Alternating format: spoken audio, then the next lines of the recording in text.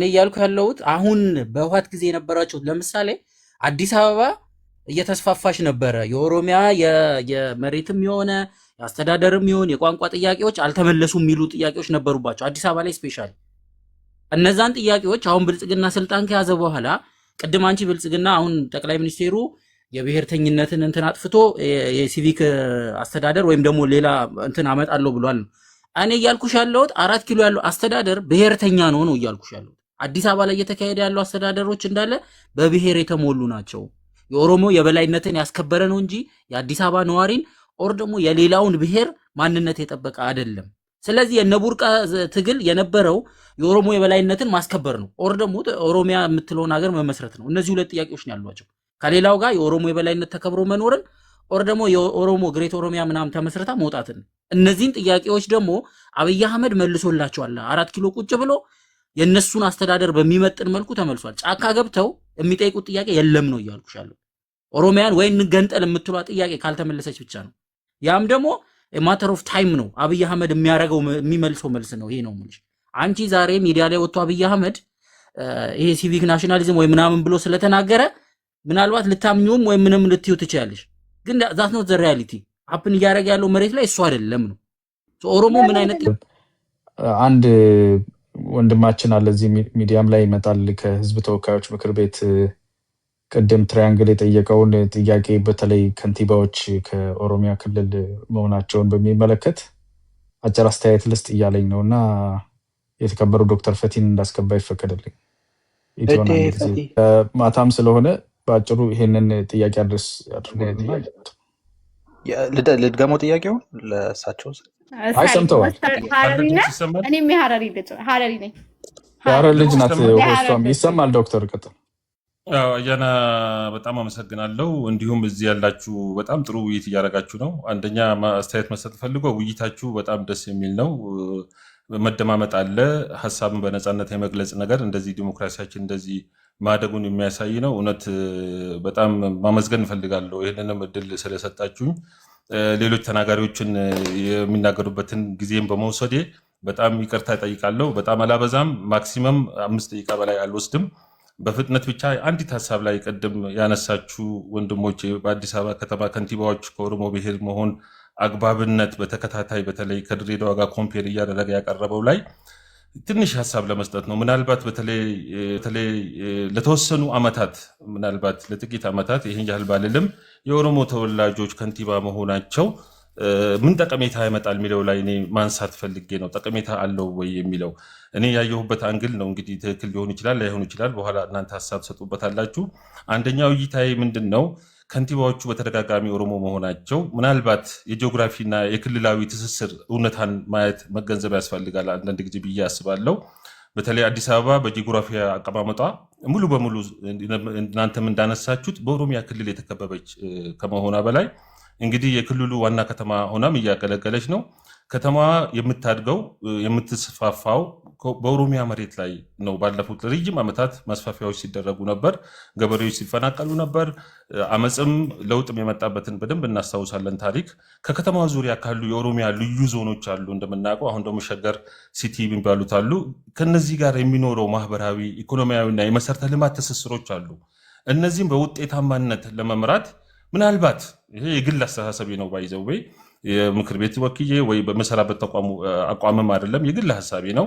እነዚህን የመሰረተ ልማት ትስስሮች በውጤታማነት ለመምራት ምናልባት የኦሮሞ ተወላጅ የሆኑ መሪዎች መኖራቸው ለተቀናጀ ልማትና ለክልሉ መረጋጋት ምናልባት ወሳኝ ሆኖ ሊታይ ይችላል እና እንደዚህ አይነት አመራሮች በከተማዋና በክልሉ በኦሮሚያ ክልል አዋሳኞች እነዚህ መካከል ያለውን ግንኙነት ለማለሳለስ ችግሮች እንዳይፈጠሩ ሰላማዊ በሆነ መንገድ የአዲስ አበባ ከተማና ከጎረቤቶች ያለውን ትስስር ለማጠናከር ሰላማዊ በሆነ ሁኔታ ልማትና ብልጽግናው እንዲመጣ ሊረዳ ይችላል የሚል ሀሳብ አለኝ። ለምን በስነ ልቦናም ስለሚገናኙ ከንቲባዎቹ ኦሮሞ በመሆናቸው የሚል የግል ሀሳቤ ነው።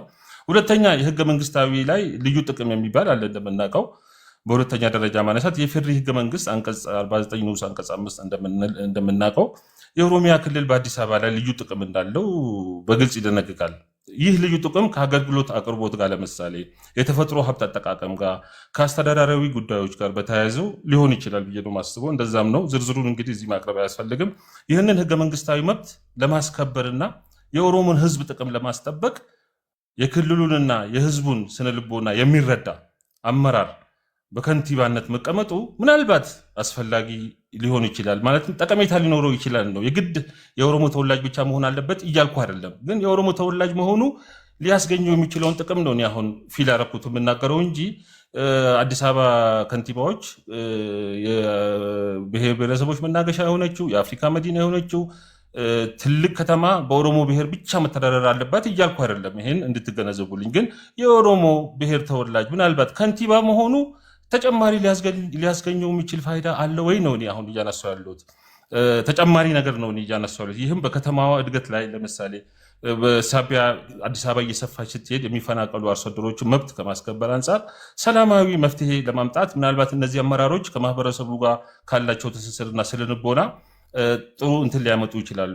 ሶስተኛና የመጨረሻ ምናልባት ተጨማሪ ነገር ሊሆን የሚችል ብዬ ማስበው የታሪካዊ ፍትህና የማንነት ጥያቄ ጋር በተያያዘ ምናልባት እንደምናውቀው አዲስ አበባ ከመቆርቆሯ በፊት የኦሮሞ ጎሳዎች ወይም ብሔር ተወላጆች ወይም ህብረተሰቡ በባለቤትነት ይኖሩባት የነበረች መሬት ነች። ከጥንት ጊዜ ነው እንግዲህ ታሪኩን ወደ ኋላ መበርበሩ ብዙ መሄዱ ብዙም አስፈላጊ ላይሆን ይችላል። ግን የኦሮሞ ማህበረሰብ በአዲስ አበባ በፊንፊኔ ትልቅ ረጅም ዓመት የቆዩ ናቸው። የብዙ ወደ ኋላ ዓመታት ብንቆጥር ማለት ነው። እነዚህ ላለፉት ረጅም ዘመናት ግን የኦሮሞ ተወላጆች ከከተማው አስተዳደር ተገፍተው መቆየታቸው ማንነታቸው እንዲበዘበዝ መደረጉ ይነሳል በተደጋጋሚ። ማስረጃዎቹን በተለያየ ጊዜ ይቀርባሉ። አስተዳደሩም ስርዓቱንም ሁሉንም እናውቀዋለን። ስለዚህ አሁን ላይ የኦሮሞ ተወላጅ ከተማውን እንዲመራ መደረጉ ምናልባት የተዛባውን የታሪክ ሂደት ለማረም ለማስተካከል እና የህዝቡን የባለቤትነት ስሜት ውስጡ የነበረውን ችግር፣ ቁስል፣ ተገፋሁኝ የሚለውን ነገር ቂሞችን ለማንሳት ይህንን ወደ ሰላማዊ ስሜት ለማጠናከር ምናልባት ፋይዳ ሊኖረው ይችላል።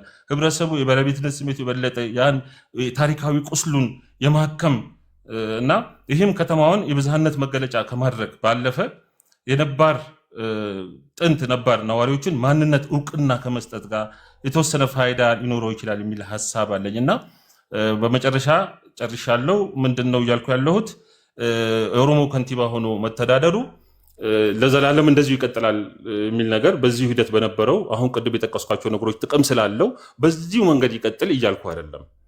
ብዝሃ ከተማ አለች እንደተባለው ቅድም እናንተም አንስታችኋል። ኦሮሞውም፣ ጉራጌውም፣ ሶማሌውም ሁሉም ቅድም አንዱ ወንድሜ ከህንድ መጥቶ እዚህ ኢትዮጵያ ህዝብ እስከመረጠውና የኢትዮጵያን ህጎች እስከማላ ድረስ የሌላ ሀገር ተወላጅ ቢሆንም የኒውዮርክ ቅድም አያናም ስትል ነበር የሌሎች ሀገራት ከንቲባዎች የእንግሊዝ የለንደን እናውቃለን፣ ማንነታቸው ከየት እንደመጡ እናውቃለን። እና ዓለም እየሄደበት ካለው አንጻር አዲስ አበባ የተለያዩ ብሔር ብሔረሰቦች በተለያየ ጊዜ በአሰራሩ በአዲስ አበባ መስተዳድር ምክር ቤት በመነሳት በዛ መሰረት የተለያዩ ከንቲባዎች በህዝቡ በህጉ መሰረት ተመርጦ መቅረብ አለባቸው ብዬ ነው የማስበው።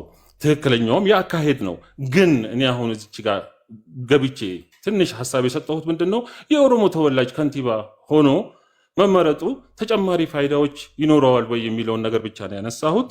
ይሄ ደግሞ በጊዜያዊነት የተወሰኑ ዓመታት ቢሄድ እነዚህ ቅድም የጠቀስኳቸው የታሪክ ቁርሾ፣ ቂሞች፣ የባለቤትነት ስሜት፣ የመሰረተ ልማት፣ የከተማ መስፋፋት ጋር የሚነሱ ከመፈናቀል ጋር የሚነሱ የማህበረሰቡ ስነ ልቦና ስለሚታወቅ አዲስ አበባ በኦሮሞ ብሔረሰብ በሸገር ሲቲም በዞኑም ስለተከበበች በሁለቱ በክልሉ በኦሮሞና በአዲስ አበባ መስተዳደር መካከል ያለውን ለማሳለጥና ጥሩ ውጤት ለማምጣት ምናልባት ይበጅ ይሆን ተጨማሪ ነገር አቅም ይፈጥር ይሆን የሚል ነገር ለማንሳት ብቻ ነው።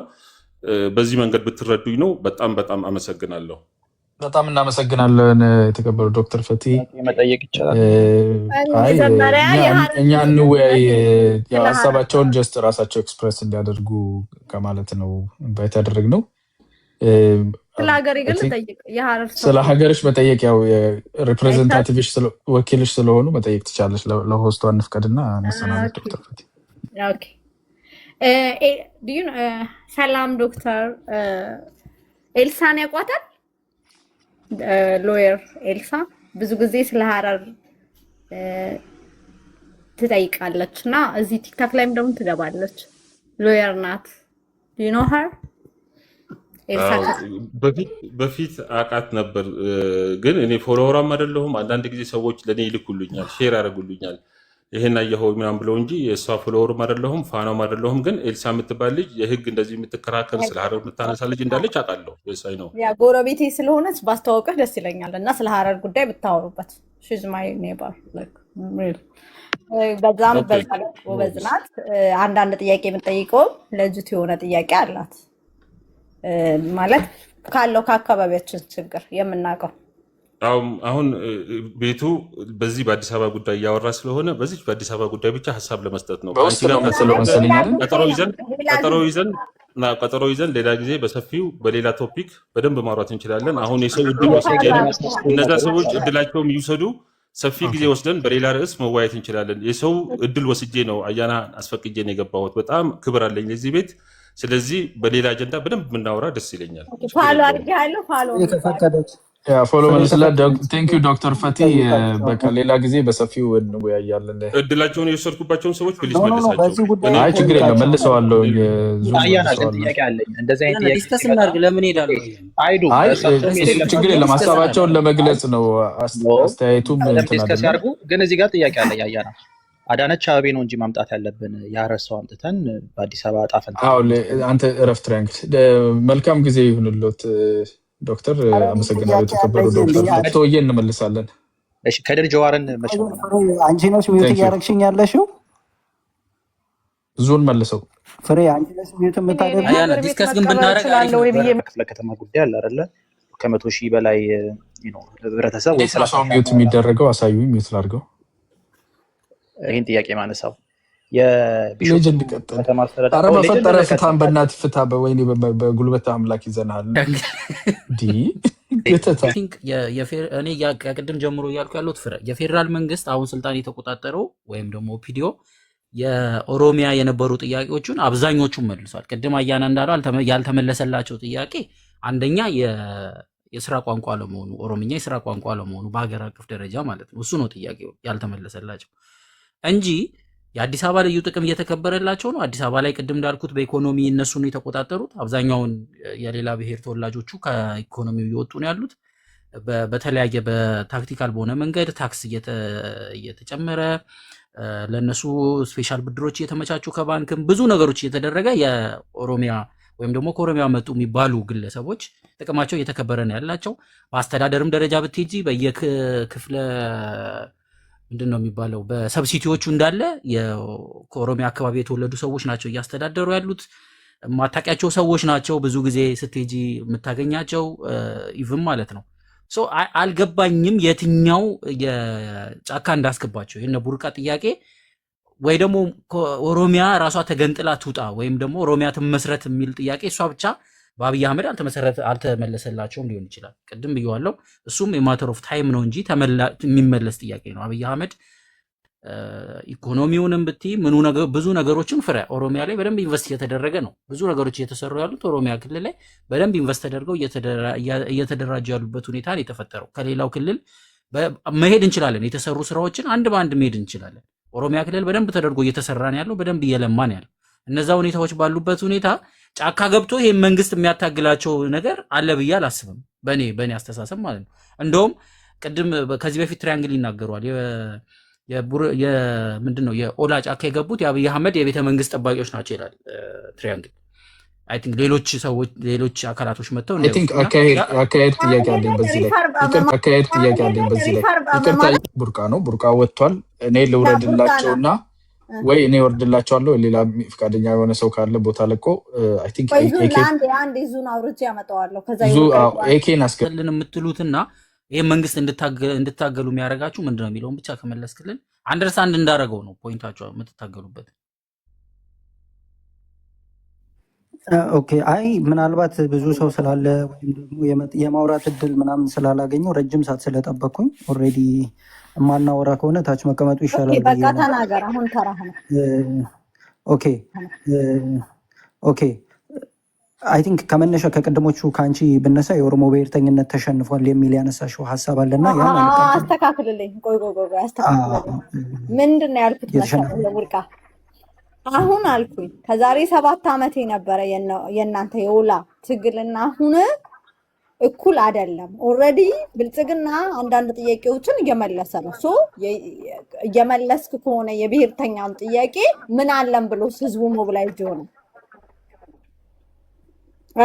ማለት ከእናንተ ጋር እንደማየው ደግሞ አይደለም ያለው የቡቃ ከምናየው ነው እንጂ በመሸናነፍ ብቻ አይደለም። ለማንኛውም ብሔርተኛ ተሸንፏል ኢትዮጵያ ውስጥ። ያንቺን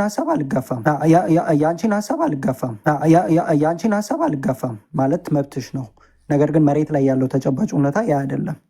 አሁን ላይ በብሔር የተደራጁ በብሔር ስም እየታገሉ ያለ አካላት ጠንክረው ምናልባት በሶሻል ሚዲያ ወይም በማስ ሚዲያው ላይ የሚነገር ነገር ወይም ወጥቶ የሚያወራ ሰው ስለሌለ እንጂ መሬት ላይ በተጨባጭ ሁኔታ እያየሽ ያለሽው ነገር የኢትዮጵያ ነባራዊ ሁኔታ የሚገልጽ ከሆነ አሁን ያለው መንግስት ከሚያወራው ወሬ በተለየ መሬት ላይ ያለው እውነታ ነው። ለምንድን ነው ጠቅላይ ሚኒስትሩ ነቀምት መሄዱ እንደ ትልቅ ሰበር ዜና የተወራው? ነቀምትን የሚያስተዳድረው እሱ ነው አይደለም? ሀገርን የሚመራው እሱ ነው አይደለም? ግን ለምንድን ነው ትልቅ አጀንዳ ሆኖ ሊነሳ የቻለው? ባህር ዳር ወይ መቀሌ ወይ የሆነ ቦታ ቢሄድ ያ ላይሆን የማይችልበት ምክንያት ምንድን ነው? በተደጋጋሚ ሌሎች ቦታዎች ላይ ይሄዳል። ነቀምት ሲሄድ ግን ነቀምት መሄዱ ይሄው እኮ ነቀምት ሄደ ተብሎ ሊወራ የተቻለው ለምንድን ነው? ከዛ ባለፈ ትናንትና ወይም የዛሬ 7 ዓመት ዛሬ ያለው የኦሮሞ የነፃነት ጦር ያክል ቁጥር ያለው ጦር መሬት ላይ ነበረ?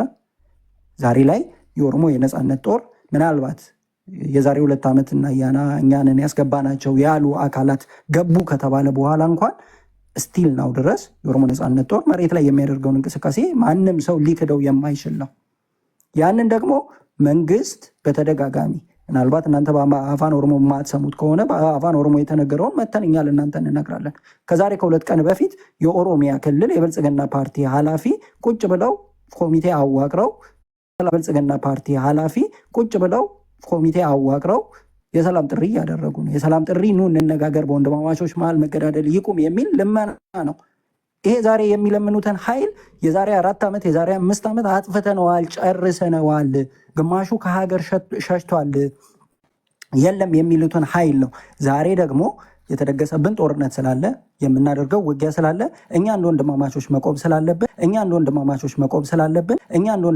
መቆም ስላለባችሁ በጋራ ያጣነው ነገር እንጂ ለብቻችሁ ያጣችሁት ነገር የለም ብለው ወደ ብሔርተኝነት ጥያቄው ራሳቸውን እየጎተቱ ያሉት ማለት ነው። የኦሮሞ ብሔርተኝነት ጥያቄ ወይም የኦሮሞ ብሔርተኝነት ሊሸነፍ የሚችልበት ምክንያት ምንድን ነው? የተነሱ ጥያቄዎች ሲመለሱ ነው አይደለም? የትኛውን ጥያቄ ነው በህግ ማዕቀፍ በህግ መሰረት ለኦሮሞ ህዝብ ይሄ መንግስት የመለሰው? ቅድም መጥተው የተከበሩ የፓርላማ አባል የተናገሩትን ነገር ሰምታችኋል። ፊንፊኔ ወደ ጎን እንዳታድግ ሸገር ከተማን ወይም ሸገር ሲቲን መሰረተናል። ውሸት። ሸገር ሲቲ እኔ እዛ በላይ ተወላጅ ነኝ። ይሄ መንግስት ከመምጣቱ በፊት ልዩ ዞን ተብሎ የኦሮሚያ ልዩ ዞን በፊንፊኔ ዙሪያ ልዩ ዞን ተብሎ ይጠራ የነበረን ነው ዛሬ ሸገር ሲቲ ብሎ ስም የቀየሩት። አያና ቅድም ለማንሳት ሞከረ። የሽመልስ አብዲሳ ከዛሬ 2 ወር በፊት የተናገረውን ንግግር ከፍታችሁ ማዳመጥ ትችላላችሁ። ሸገር ሲቲ ላይ ዛሬም ዘረፋ እያደረገ ያለው ይኸው መንግስት ነው። አንድ የመንግስት ባለስልጣን ነው 103 ቦታዎችን ሲዘርፌት 103 ቦታ በአንድ ባለስልጣን ስም። ይሄ ጫካ ያላስገባኝ ምንድን ነው ጫካ ላይ ያስገባኝ የሚችለው? እንደው መግባት እንኳን ከተባለ ማለት ነው። ያንቺን ነገር ካነሳሁትን ካልቀረ ማለት ነው አይደለም የሚሉ ከሆነ ከፍቼ ላሰማሽ ይችላለሁ። ሁሉም ሰው ሄዶ የሽመልስ አብዲሳን የፓርላማ ንግግር መስማት የጨፌ የብርቃል ዛሬ ማለት ቪዲዮ ይቅርብን ብለን አይደለም መስማት ይችላለሁ የምልሽ። እየነገርኩሽ ነው፣ ሪፈር እያደረኩ እየነገርኩሽ ነው። አሁን የመጨረሻው ላስት ጨፌ ምክር ቤት ላይ የተደረገው ውይይት ላይ ሽመልስ አብዲሳ የተናገረውን ሄዶ መስማት ይችላል ማንም ሰው። ገባሽ አይደለም? በዚህ ልክ የፊንፊኔን ጥያቄ መልሰናል ብሎ የኦሮሞን ህዝብ ለማታለል ከዛ ባለፈሳ ወደ ጎን እንዳትሰፋ አድርገናታል። ከንቲባዎቿን በብልጽግና ዘመን ስንት ከንቲባ ነው ፊንፊኔ ከኦሮሞ ያገኘችው ወይም የኦሮሞ ተወላጅ የሆኑት? ከብልጽግና በፊት በኢህአዴግ ዘመን በኦሮሞ ተወላጆች ከንቲባ አልነበሩም አዲስ አበባ ላይ ወይም ፊንፊኔ ላይ? ይህንን እንደ ኦሮሞ መልስ ነው የኦሮሞ ህዝብ የጠየቀው? የኦሮሞ ህዝብ ፊንፊኔ ላይ ጥያቄ አልነበረውም አላያና ሃጫሉ ሁንዴሳ እኮ ማለት ነው ለአልገሎቶ ብሎ ሲዘፍን ፊንፊኔ ላይ ጥያቄ ስለነበረው ነው የኦሮሞ ህዝብ። ጉለሌን ከንቱፋ ብሎ ሲዘፍን እኮ የኦሮሞ ህዝብ ፊንፊኔ ላይ ባለቤት እንደነበረ ስለሚያውቅ ነው። እነ ሹክሪን ጀማል ሌሎቹም በወቅቱ በነበረው የኦሮሞ የነፃነት ትግል ላይ የህዝባዊ አመፅ ፊንጭለ ዲዳ ገብሩማ ወይም ደግሞ የመጨረሻው የባርነት ትግል ተብሎ በሚደረግበት ትግል ላይ ፊንፊኔን ማዕከል ያደረገ ትግል ላይ የነበረው የኦሮሞ ክልል ብሔራዊ መስተዳደር ስር እንዲተዳደር ያ ባይሆን ኖሮ የፊንፊኔ መስፋት ቢሆን ኖሮ ጉጂ ላይ ያለው ኦሮሞ ስለ ፊንፊኔ መስፋት አሳስቦት ይጠይቅ ነበር? ወለጋና ጅማ ላይ የነበረ ኦሮሞ ፊንፊኔ ሰፍታ እሱ ጋር ደርሳ ነው የፊንፊኔ ላይ ኖ ብሎ ማንሳት የጀመረው? አይደለም። ፊንፊኔ ባለቤት ነበራት። ያ ባለቤቷ ተገፍቷል። ትላንትና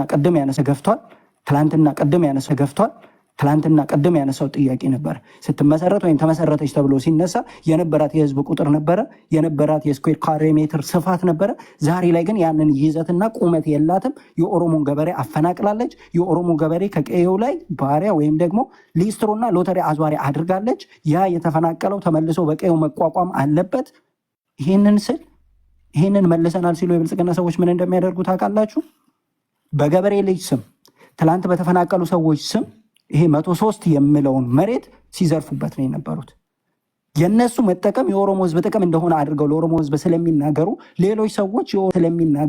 ሌሎች ሰዎች ጥያቄና የኦሮሞ ህዝብ እዛ ከተማ ላይ ተጠቃሚ እንደሆኑ ለማሰብ ይሞክራሉ። አዎ በጣም ቆዳቸው የጠበባቸው ሰዎች፣ ውስኪን በመሳሪያ ሲከፍቱ የሚያድሩ ሰዎች ፊንፊኔ ላይ ባለጊዜ ሆነዋል። የስርዓቱ ባለቤቶች እንደ ኦሮሞ የነፃነት ታጋይ ወይም እንደ ኦሮሞ የነፃነት ትግል ግን እኛ እነሱንም አንደግፍም። ምክንያቱም ትላንትና ህዋቱ ወይም የህዋት የበላይነት የነበረው ኢህአዴግን ስንቃወም ትግሬ ስለሆኑ አይደለም፣ የሰሩት ስራ ልክ ስላልነበረ ነው። ብልጽግና ኦሮሞ ስለሆነ የሰራው ስራ ልክ ስላልሆነ አልደግፍም። ኦሮሞ ስለሆነ እዛ ቦታ ላይ የሚደረግ ወረራን ማስቆም ካልቻልኩኝ እኔ ትላንትና የታገልኩት ብሔርን እንጂ ፍትሐዊ ያልሆነ አገዛዘን አይደለም። ያንን እንዳንናገር ስለሚፈልጉ ነው ዝም እንድንል የሚፈልጉት። እኛ ከየትኛውም ኢትዮጵያዊ ጋር በየትኛውም ጥያቄ ለመነጋገር ዝግጁ ነን። ስንጠይቅ ግን ጥለን ወይም ትተን አይደለም። ማንሳት ያለብንን ነገር አንስተን የሚያግባባንን ነገር ፈጥረን ነው።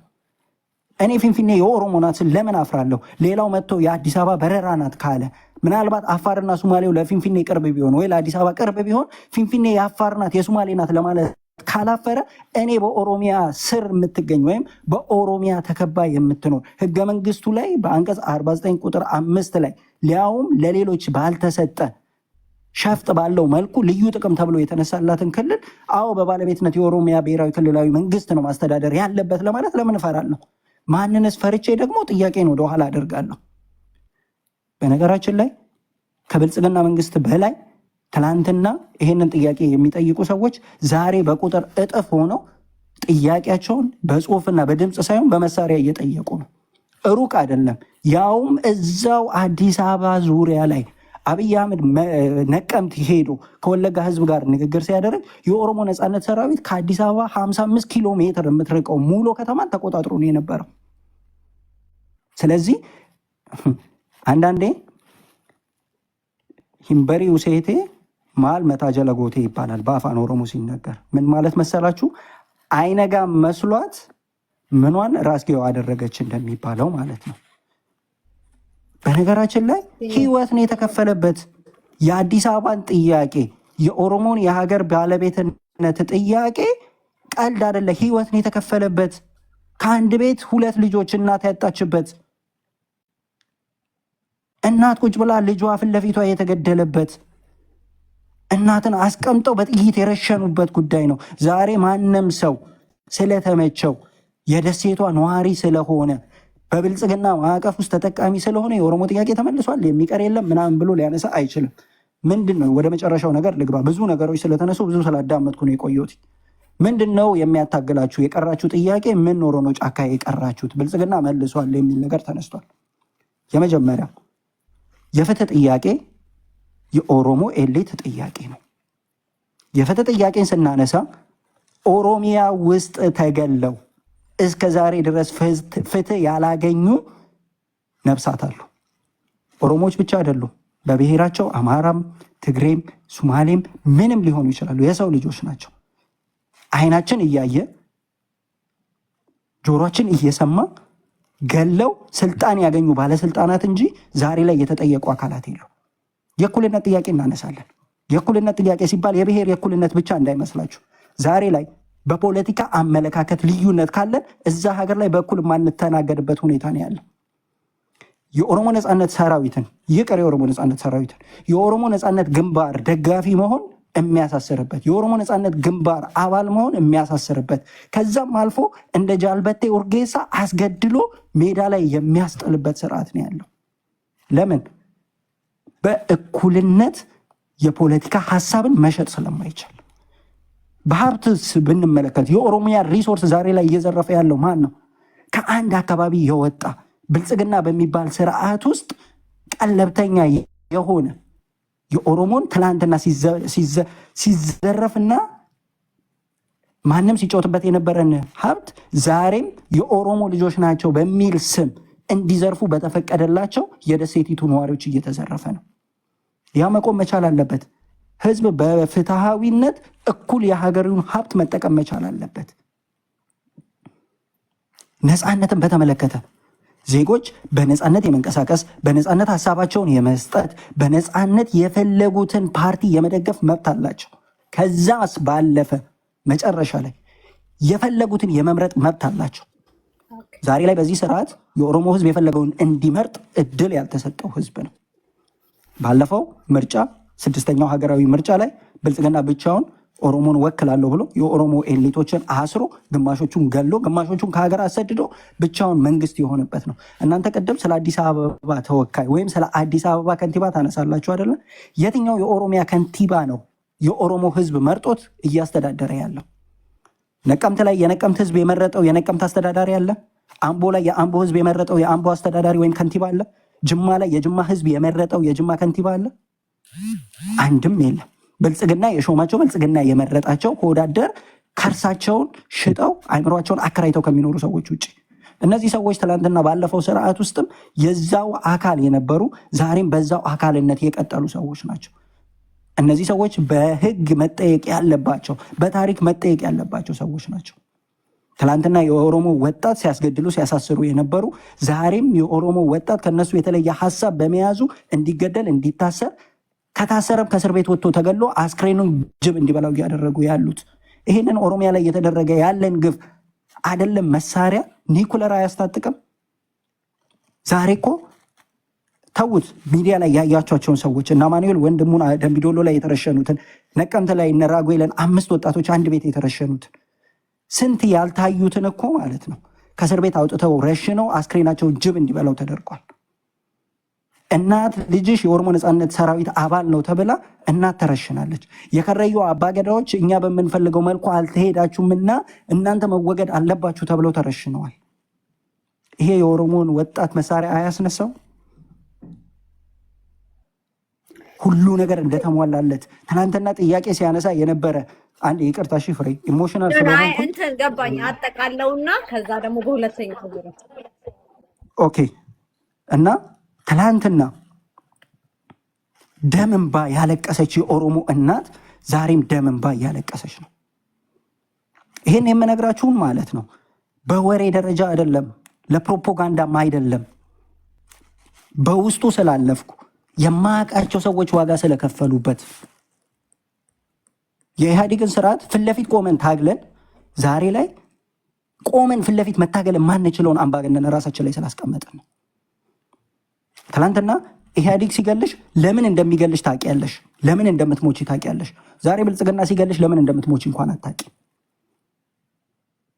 የራሱን አመራር የበላ ከሱ ተቃዋሚ የሆኑትን የበላ ከዛም አልፎ ከሱ ሀሳብ ውጭ የሚንቀሳቀሱትን ደግሞ እያደነ የሚበላ ስርዓት ነው።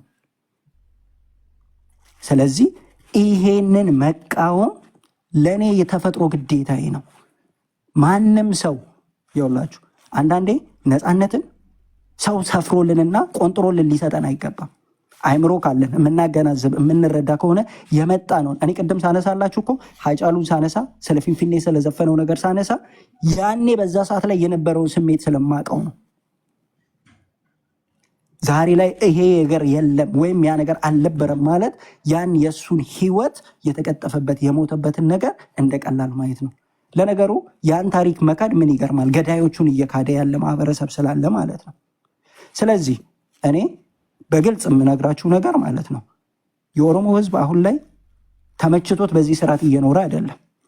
እንዳልሆነም ደግሞ በጣም ብዙ ነገሮችን አውጥተን ማሳየት እንችላለን። ምናልባት ሶሻል ሚዲያ የምትከታተሉ ሰዎች በተለያየ መንገድ ልታዩ ትችላላችሁ። ነገር ግን አንዳንድ የሚዲያ ሰራዊት አባላቶቹ የኦሮሞን ህዝብ ግፍና በደል እንዳይነገር ከቻሉ አፍነው ከቻሉ ገዝተው ካልቻሉ ገለው ከሀገር አሰድደው የኦሮሞ ጥያቄ እንደተመለሰ ወይም የኦሮሞ ህዝብ ጥያቄ እንደሌለው አድርገው ለማውራት ይፈልጋሉ። ለዛ ነው አንቺም የኦሮሞ ብሔርተኝነት ተሸንፏል ለማለት የደፈርሽው። በፍጹም የኦሮሞ ብሔርተኝነት የኦሮሞ ጥያቄ 30 ሰከንድ የኦሮሞ ጥያቄ እስካለ ድረስ የኦሮሞ መስመር ይዞ የመጣ ጥያቄ እስካልተመለሰ ድረስ የኦሮሞ ብሔርተኝነት አይዘጋም። የኦሮሞ ብሔርተኝነት የሚዘጋው መቼ ነው? የኦሮሞን የብሔርተኝነት ጥያቄ ስትመልሽ ነው። ብልጽግና ያንን ለመመለስ ፍላጎቱም አቅሙም የለውም። ምክንያቱም ያን ያደረገ እንደሆነ የመጀመሪያው ተጠያቂ እሱ ነው። የፍትህ ስርዓት ሲጠየቅ የመጀመሪያው ተጠያቂ አሁን ስልጣን ላይ ያለው የትላንቱ ኦፒዲዮ የዛሬው ብልጽግና ነው። ይሄንን ነው ለማለት የምፈልገው። አመሰግናለሁ። ከታችሁኝ ያዳምጣችኋል። የጀዋር ደሴት ላይ ነው ያለው። ቆይ የቡርቃ ዝምታ የጀዋር ደሴት ላይ ነው ያለው። እኔ እንኳን የፍሬ ደሴት ላይ ነው ያለሁት። የጀፍሪ ኤፕስቲንም ደሴት በጥሩ አላለቀም። ስለዚህ የነፃነት ጮራ ደሴት ያስናቀች ጫልቱ ወልደ ትንሳኤ ደሴት እነዚህ የነ ኦላኒ ማን ነው ላሌ ኦላኒ የነ ዋኖፊ ደሴት የሚመጣ ድምጽ ደሲሪያሱ ሲጌታ ድምጽ ደሲሪያሱ ሲጌታ ነው። ያንተን ድምጽ ሪዲኩል ለማድረግ ለማፈን ነው የሚሞክሩት። እኛ እየሰማን ነው።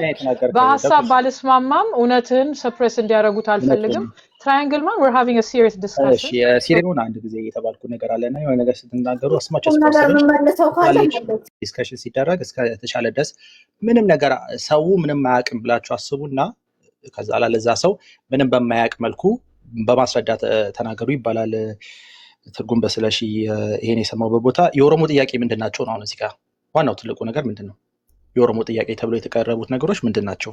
የፖለቲካ፣ የባህል፣ የኢኮኖሚ ጥያቄዎች። ስለዚህ አንድ በአንድ እናያቸው።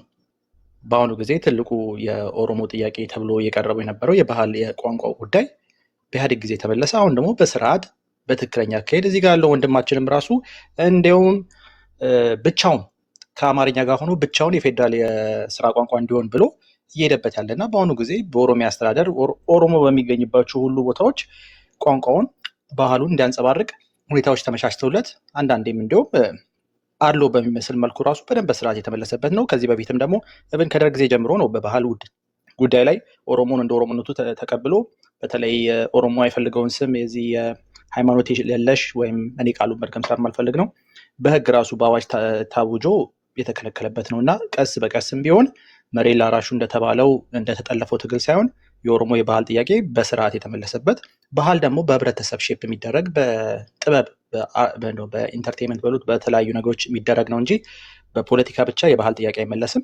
ከዛ በመቀጠል ራስን በራስ ማስተዳደር ነው። እዚህ ላይ ነበር ትልቁ የህወሓትና ወይም ህወሓት መራሹ አስተዳደር ትልቁ የሚወቀስበት። ሁሉም ክልል ፐፔት አስተዳደር ነው ያለው። ከጀርባ ሁሉ የሚመራው ህወሓት ነው። ኦሮሞ ራሱን አይመራም ነበረ። በአሁኑ ጊዜ እንደውም ሪቨርስ ተደርጎ ኦሮሞ ራሱን ብቻ አይደለም ሙሉ ምስራቅ አፍሪካን እየመራ ነው የሚል ክስ መጥቷል። አማራ የሚመራው ኦሮሞ ነው። ትግራይ ላይም ኦሮሞ ሊመራ እየሞከረ ነው። አሁን ህወሓት እንደሚያደርገው ያው በግልጽ ላውራ ብዬ ነው ያለውን ፖለቲካል ሪያሊቲ እንደዚህ ፍጥጥ ሳደርገው እንደዛ አይደለም ምናምን ቴክኒካሊቲ ልናወራ እንችላለን። ግን እንዳልኳቸው ግን ሰናሌ ኦሮሞ ነበር አይደለም? ኦሮሞ ነበር። አባዱላ ኦሮሞ ነበር? ኦሮሞ አልነበረም? መናሴ ኦሮሞ ነው። አለማየሁ አቶምሳ ኦሮሞ ነበር አልነበረም? ነው ነበረ። አልገባኝም። አልነበረም። እነዚህ ሁሉ በነገራችን ላይ ስማቸውን የጠራሁልህ ሰዎች ይሄ መንግስት ወደ ስልጣን ከመምጣቱ በፊት የኦሮሞን ህዝብ በፕሬዚዳንትነት ሲያስተዳድሩ የነበሩ ናቸው። ሙክታር ክድርም ረስተሃል። ኦሮሞ ነበረ። ምክትሎቻቸውስ ለምን አስቴር ማሞን አንጠራት? ኦሮሞ ናቸው። ስለዚህ የኦሮሞነት ጥያቄ የሚባለው ኦሮሞ ላስተዳደር የሚባለው ነገር እንዲሁም አንዳንዴ በአብይ አህመድ ላይ ራሱ አማራ ገብቷል ምናምን እንደዚህ አይነት ሲል ይሆናል አይደለ? ጥያቄዎች ካልሆኑ በስተቀር በአሁኑ ጊዜ የሽመልስ አብዲሳን ኦሮሞነት ቡርቃ ሊቀማው አይችልም፣ ወር ሌላ ሰው ሊቀማው አይችልም። ኦሮሞ እያስተዳደረ ነው። ዲሞክራሲያዊ ነው የሚባለው ነገር ላይ ትልቅ ጥያቄ አለ። እሱ ልንስማማ እንችላለን። በዲሞክራሲ በኢኮኖሚ ስንመጣም በኢኮኖሚ ተገፍቶ የነበረው ማህበረሰብ በአሁኑ ጊዜ በበጀት አደራደር ራሱ ካያችሁ የኦሮሚያ ክልል አስተዳደር 60% የኢትዮጵያን በጀት እየወሰደበት ያለ ሁኔታ ነው። እንዲሁም አድሏዊ ወደሚል ነው ነገር እየሄደ ነው በአሁኑ ጊዜ። የነ ቡርቃ ጥያቄ ምንድን ነው? አሁን እነዚህ ሰዎች ኦኬ በኢኮኖሚም ካየንም በባህልም ካየንም በፖለቲካም ካየም የኦሮሞ ጥያቄዎች የዛሬ 67 ዓመት ታላላቅ ምሁራን ኃይሌ ፊዳም ባሮ ትምሳሜ የጠየቁት በሙላ ቢነሱ በህይወት ቢመለከቱ እኮ የሚደነግጡበት እንዴ በዛ ቀንሱት የሚባልበት ደረጃ ደርሷል። አሁን የነ ቡርቃ ትግል ምንድን ነው ሲባል እስቲ ለህብረተሰቡ አስበው ነው። ራይት ነው እንደምታውቁት ኦሮሞም የዚህ አስተዳደር ተበዳይ ነው። ይሄ የተበደለ ህብረተሰብ አስበውለት ነው ስንል እንደዛ እንዳንል ደግሞ የሚያደርጉ ነገሮች ይመጣሉ። ለምሳሌ በቅርቡ የወጣው የሂውማን ራይትስ ሪፖርት ወለጋ ላይ የኦነግ ሰራዊት ኦነጦ ልበሎ ኦነሶ ልበሎ አባወበቦ ወራና ቢልሱማ ኦሮሞ እንዴት ሴክስ ሌቭ ውስጥ እንደገባ ምን ያህል ሴቶችን እንደየደፈረ ህፃናት ሴቶችን ከ12 እስከ 17 ዓመት የሚያክሉ ህፃናትን በ30 ምናምን ፔጅ ሪፖርት አምነስቲ ኢንተርናሽናል ያወጣበት ራሱ ነፃ አውጪው በዳይ ሆነበት ሴክስ ሌቭ ትሬድ እያደረገ ያለበት ሁኔታ ላይ ራሱን ኦሮሞ ላይ እንደዚህ አይነት ዘግናኝ ነገር ሌላ ቦታ ራሱ እስካሁን ላይ ነው። ምናልባት በታሪክ ራሱ ኮንጎ፣ ሩዋንዳ ተሰምተዋል የሚባሉትን ነገሮች በአይናችን በፊት ለፊታችን እያየ ነው። ብዙ ቦታ ላይ አሁን ለምሳሌ ከወለጋ ላይ ባለው ሁኔታ አማራ ጀነሳይድ በዚህ ቶሌና ጊምቢ ወረዳ ላይ የኦነግ ኃይል ነው የተከሰሰው። ይህን የከሰሰው አምነስቲ ኢንተርናሽናል። መንግስት ቢከሰው እሺ ፖለቲካ ነው ይባላል። የእገታ ጉዳዮች አሉ። እንዲሁም ብዙ ጊዜ አንቺም ነበርሽ ፍሬ ቤካ ቤት ቡርቃና እኔ በደንብ ቪዲዮ እያበራን እኔ ብዙ ጊዜ ቡርካን ከቪዲዮ ጋር ነው ደስ የሚለኝ በደንብ እያሳየው ሪፖርቶች እያሳየው እንደዚህ ሆኗል። ይሄ እኮ የሚከሰው ኦላን ነው። አንተ የምትደግፈውን ቡድን ነው፣ ወቦን ነው፣ የነፃነት ጮራ የሚጮህለትን ቡድን ነው። ምንድን ነው የምትለው? ብልጽግና አሁን አንተ የምትላቸው ነገሮች አላጠፋም አለም። እብን ብልጽግና ራሱ ያጠፋቸው ነገሮች ከህዝብ ኢንተረስት አንጻር አሁን አንዱ ለምሳሌ የኦሮሚያ ጉዳይ ትልቁ የሚያሳስበው ነገር ምንድነው? የአቡሴራ ወረዳ ላይ የሚደረገው ለኤርፖርት ልማት ተብሎ 100 ሺዎች የተፈናቀሉበት ገበሬዎች ይሄ ዛሬ ተፈናቀሉ የምትልበት ቦታ ላይ ስለነሱ ድምፅ አይደለም። እነሱ ካሳ አልተከፈላቸውም፣ እየተበተኑ ነው፣ ገበሬዎች ናቸው። ባይዘው ትልቅም ኮንሲኩዌንስ አለው። የአቡሴራ ተፈናቃዮች ይሄ ኤርፖርት 4 ዓመት ሙሉ እስከሚያልቅ ድረስ የሚኖረው ክፍተት ኢትዮጵያ ላይ የፉድ ኢንሴኩሪቲ ራሱ የሚጨምር ገበሬዎች ልማታዊ ስራ የሚሰሩ ሰዎችን ለዚህ ዋይት ኤሌፋንት ፕሮጀክት ለኤርፖርት ተብሎ ከ7 ቀበሌዎች ተፈናቅለው ያሉበት ሁኔታ ነው ያለው። ኢንቫይሮንሜንታል ኢምፓክቱ ራሱ ቀላል አይደለም። በሱ ጉዳይ ላይ የምትሰሩት ስራ የለም። አሁን ትልቁ ጥያቄ ደግሞ የሚመጣው እዚህ ጋር ነው። አንተ በመከስባቸው ጊዜያቶች አዲስ አበባ ወደ ኦሮሚያ ክልል ሰፋ በሚባልባት ጊዜያቶች ላይ ትልቁ አወዛጋቢ ነገሩ የሚመጣው እዚህ ጋር ነው። ኩማ ደመቅሳ ነው እኔ እስከማስታውሰው ድረስ የአዲስ አበባ ሜር የነበረው ከብርሃኑ ደሬሳ ቀጥሎ። አርከበ ከሄደ በኋላ ብለን ጀምር በዚህ 20 ዓመት ውስጥ ያለውን ፕሮሰስ እንመለከተው። ብርሃኑ ደሬሳ ለተወሰነ ጊዜ ቆይቶ ኩማ ደመቅሳ መጣ። ከኩማ ደመቅሳ ቀጥሎ ለረጅም ጊዜ ቆየው ድሪባ ኩምሳ ነው። ከዛ ላይ ነው ከድሪባ ኩምሳ ላይ ነው ታከለ ኡማ የተቀበለው። እነዚህ አራቱም ሰዎች የኦፒዲዮ የኦህዴድ አባላት ናቸው። ኢቭን ከአርከበ በፊት የነበረው ራሱ አሊ አብዶ ድሪባ ኩምሳውን በአሁኑ ጊዜ የስዊድን አምባሳደር ነው። ምን አልከኝ? ኦኬ እሺ፣ የስዊድን አምባሳደር ነው። አሁን ግን የአዲስ አበባ ከተማ አስተዳደር ነበረ። አስተዳደሩ ያለው በኦሮሞ ስር ነው። ራይት አስተዳደሩ የአዲስ አበባ አስተዳደር ነው የምናወራው እዚህ ጋር። የአዲስ አበባ ከተማ አስተዳደሮች ኦሮሞዎች ናቸው። አሁን እዚህ ጋር እኔ ምን የሚባል ነገር አለ መሰላችሁ? ብሌሚንግ ዘ ቪክቲምስ ሲባል ጨዋታ አለ። የአዲስ አበባ አስተዳደሮች የኦሮሚያ ሰዎች ከሆኑ እየሰፉ ያሉት ወደ ኦሮሚያ ከሆነ በቀለ ገርባ እኔ አሁን ማግኘት ከብዶኝ ነው እንጂ እለጥፈዋለሁ ፔጅ ላይ። በቀለ ገርባ የ2015 ምርጫ ላይ ወይ በኢትዮጵያ አይ ቲንክ ስንት ነው የሚባለው 2007-8 የዛ ምርጫ ላይ የተናገሩት ንግግር ነበር ያሳሰራቸው። የመድረክ አባል ሆኖ ኦፌኮ ሆኖ የተናገሩት ንግግር ነበረ። የኦሮሚያ መሬት የሚሸጠው ማን ነው? የመጀመሪያ ደላላው ማን ነው? የመጀመሪያ ደላላው ኦፒዲዮ ነው። ከነዚህ መሀል በጣም ወደ በኋላ ላይ ራሱ የለውጡ እንቅስቃሴ በሚደረግ ጊዜ ኦሮሞ ፕሮቴስት የሚደረግ ጊዜ ወንድሙ ቢራቱ ቀናና የዘላለም ጀማነ የሚባሉ ሁለት የኦሮሚያ ትላልቅ የግብርናና የመሬት ልማት አስተዳደር ኃላፊዎች 100 ሚሊዮን ብርና ወደ ምናምን በጣም ገራሚ የሆነ ብር በዛ ጊዜ አስቡት $1 $20 ብር በነበረበት ሰዓት የዘረፉት አሁን ትራንስሌት ቢደረግ ራሱ ወደ ቢሊዮን የሚጠቃ ብር እንዴት መሬት የሸጡ። አሁን የአዲስ አበባ ትልቁ አሴቷ ምን መሰላችሁ? አዲስ አበባ ላይ ሪሶርስ የለም፣ መሬቱ ነው ሪሶርሱ። ከሪል ስቴት ካምፓኒዎች ጋር ከነዚህ ሰንሻይን በሏቸው የተለያዩ ጊፍት ምናምን የሚባሉት ጋር የኦሮሚያ ባለስልጣናት ናቸው የሚሰሩት።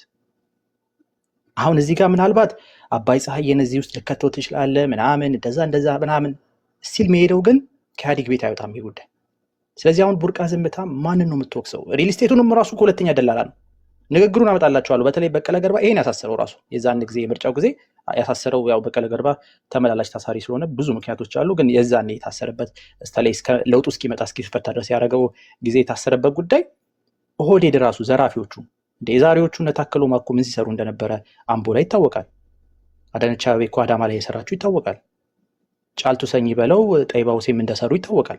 ስለዚህ ቡርቃ ዝምታ አሁን እኔ የምናገራቸውን ነገሮች ለህዝብ ኢንተረስት እውነት አስበ የአቡ ሴራውን ቶፒክ የህዝብን ድምፅ እውነት ሪፍሌክሽን የሆንከው ወይስ ከብልጽግና የባሰ ታጣቂ ዴሞጋግ ኢንተራማዊ ቡድን ደግፈን የመጣው? አሁን እኮ ለኦሮሞ ህዝብ እኮ አጣብቂኝ ውስጥ ያለው በዚህ በኩልም ሲታይ እናንተ ኢንተራማዊም ፖለቲካም የላችሁ የኦሮሞ ሊበሬሽን አርሚ ወይ ሊበሬሽን ፍሮንት የፖለቲካ ክላስ በሙላ ወደ እና አያና ሄዷል።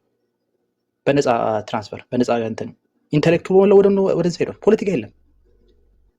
ማንም ወደ እና አያና አትበል፣ ወደ ብልጽግና እባክህ ወደ እነ ዶክተር ፈቲ ይቅርታ፣ በነፃ አትሽጠኝ ዶክተር ፈቲ ሄደዋል። ወደኛ ስለዚህ እውነት የህዝብ ድምፅ ነኝ እና አንድ ነገር ደግሞ እዚህ ጋር ያለው ነገር የአቡ ሴራ እንዳለ አንድ መጨረሻ ይሄን ኮንክሉድ አድርግ በዚህ ልጨርስ። በአሁኑ ጊዜ ትንሽ አሳሳቢ ጉዳዩ እንዲሁም የእንትና የተናገሩትንም ንግግር በዛው ኮት አድርጌ የአዲስ አበባ መስፋት አይደለም ትልቁ ችግር። እንዲሁም ከአዲስ አበባ ውጭ ከተፈናቀለው እዚህ ላይ እንኳን ቡርቃንም ክሬዲት ሰጠዋለሁ። በተፈናቀሉ አርሶ አደሮች ስም እዛው የራሳቸው የበዳዲና ሰዎች ናቸው የበሉት። ያው ኮራፕሽኑ ጫፍ ደርሰዋል እንደምታውቁት።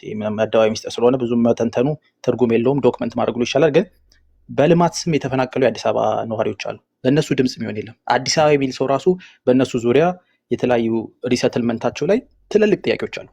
እንዲሁም ከአዲስ አበባ ውጭ ከተፈናቀለው በላይ አዲስ አበባ ውስጥ በልማት ምክንያት የተፈናቀሉ ይበዛል። ያ ደግሞ መፈናቀሉ አይደለም አሁን ትልቁ ችግር፣ ሪሰትልመንት ካሳ ላይ መልሶ ቤት መስጠት ላይ ትልቅ ክፍተት አለ። ለዛ ህዝብ ድምፅ የሚሆን የለም። አቡ ሴራ እንዳልኩት ለዛ ተፈናቀለ ለገበሬ ማህበረሰብ ድምፅ የሚሆን የለም። እና ብዙ ጊዜ ያለው ፖለቲካችን አሁን የራሳችሁን ኢጎ ዴሞጋግሪ ፐርፎርማቲቭ አክቲቪዝም ላይ ነው ፎከሳችሁ እንጂ የህዝቡን ድምፅ መወላ አይደለም።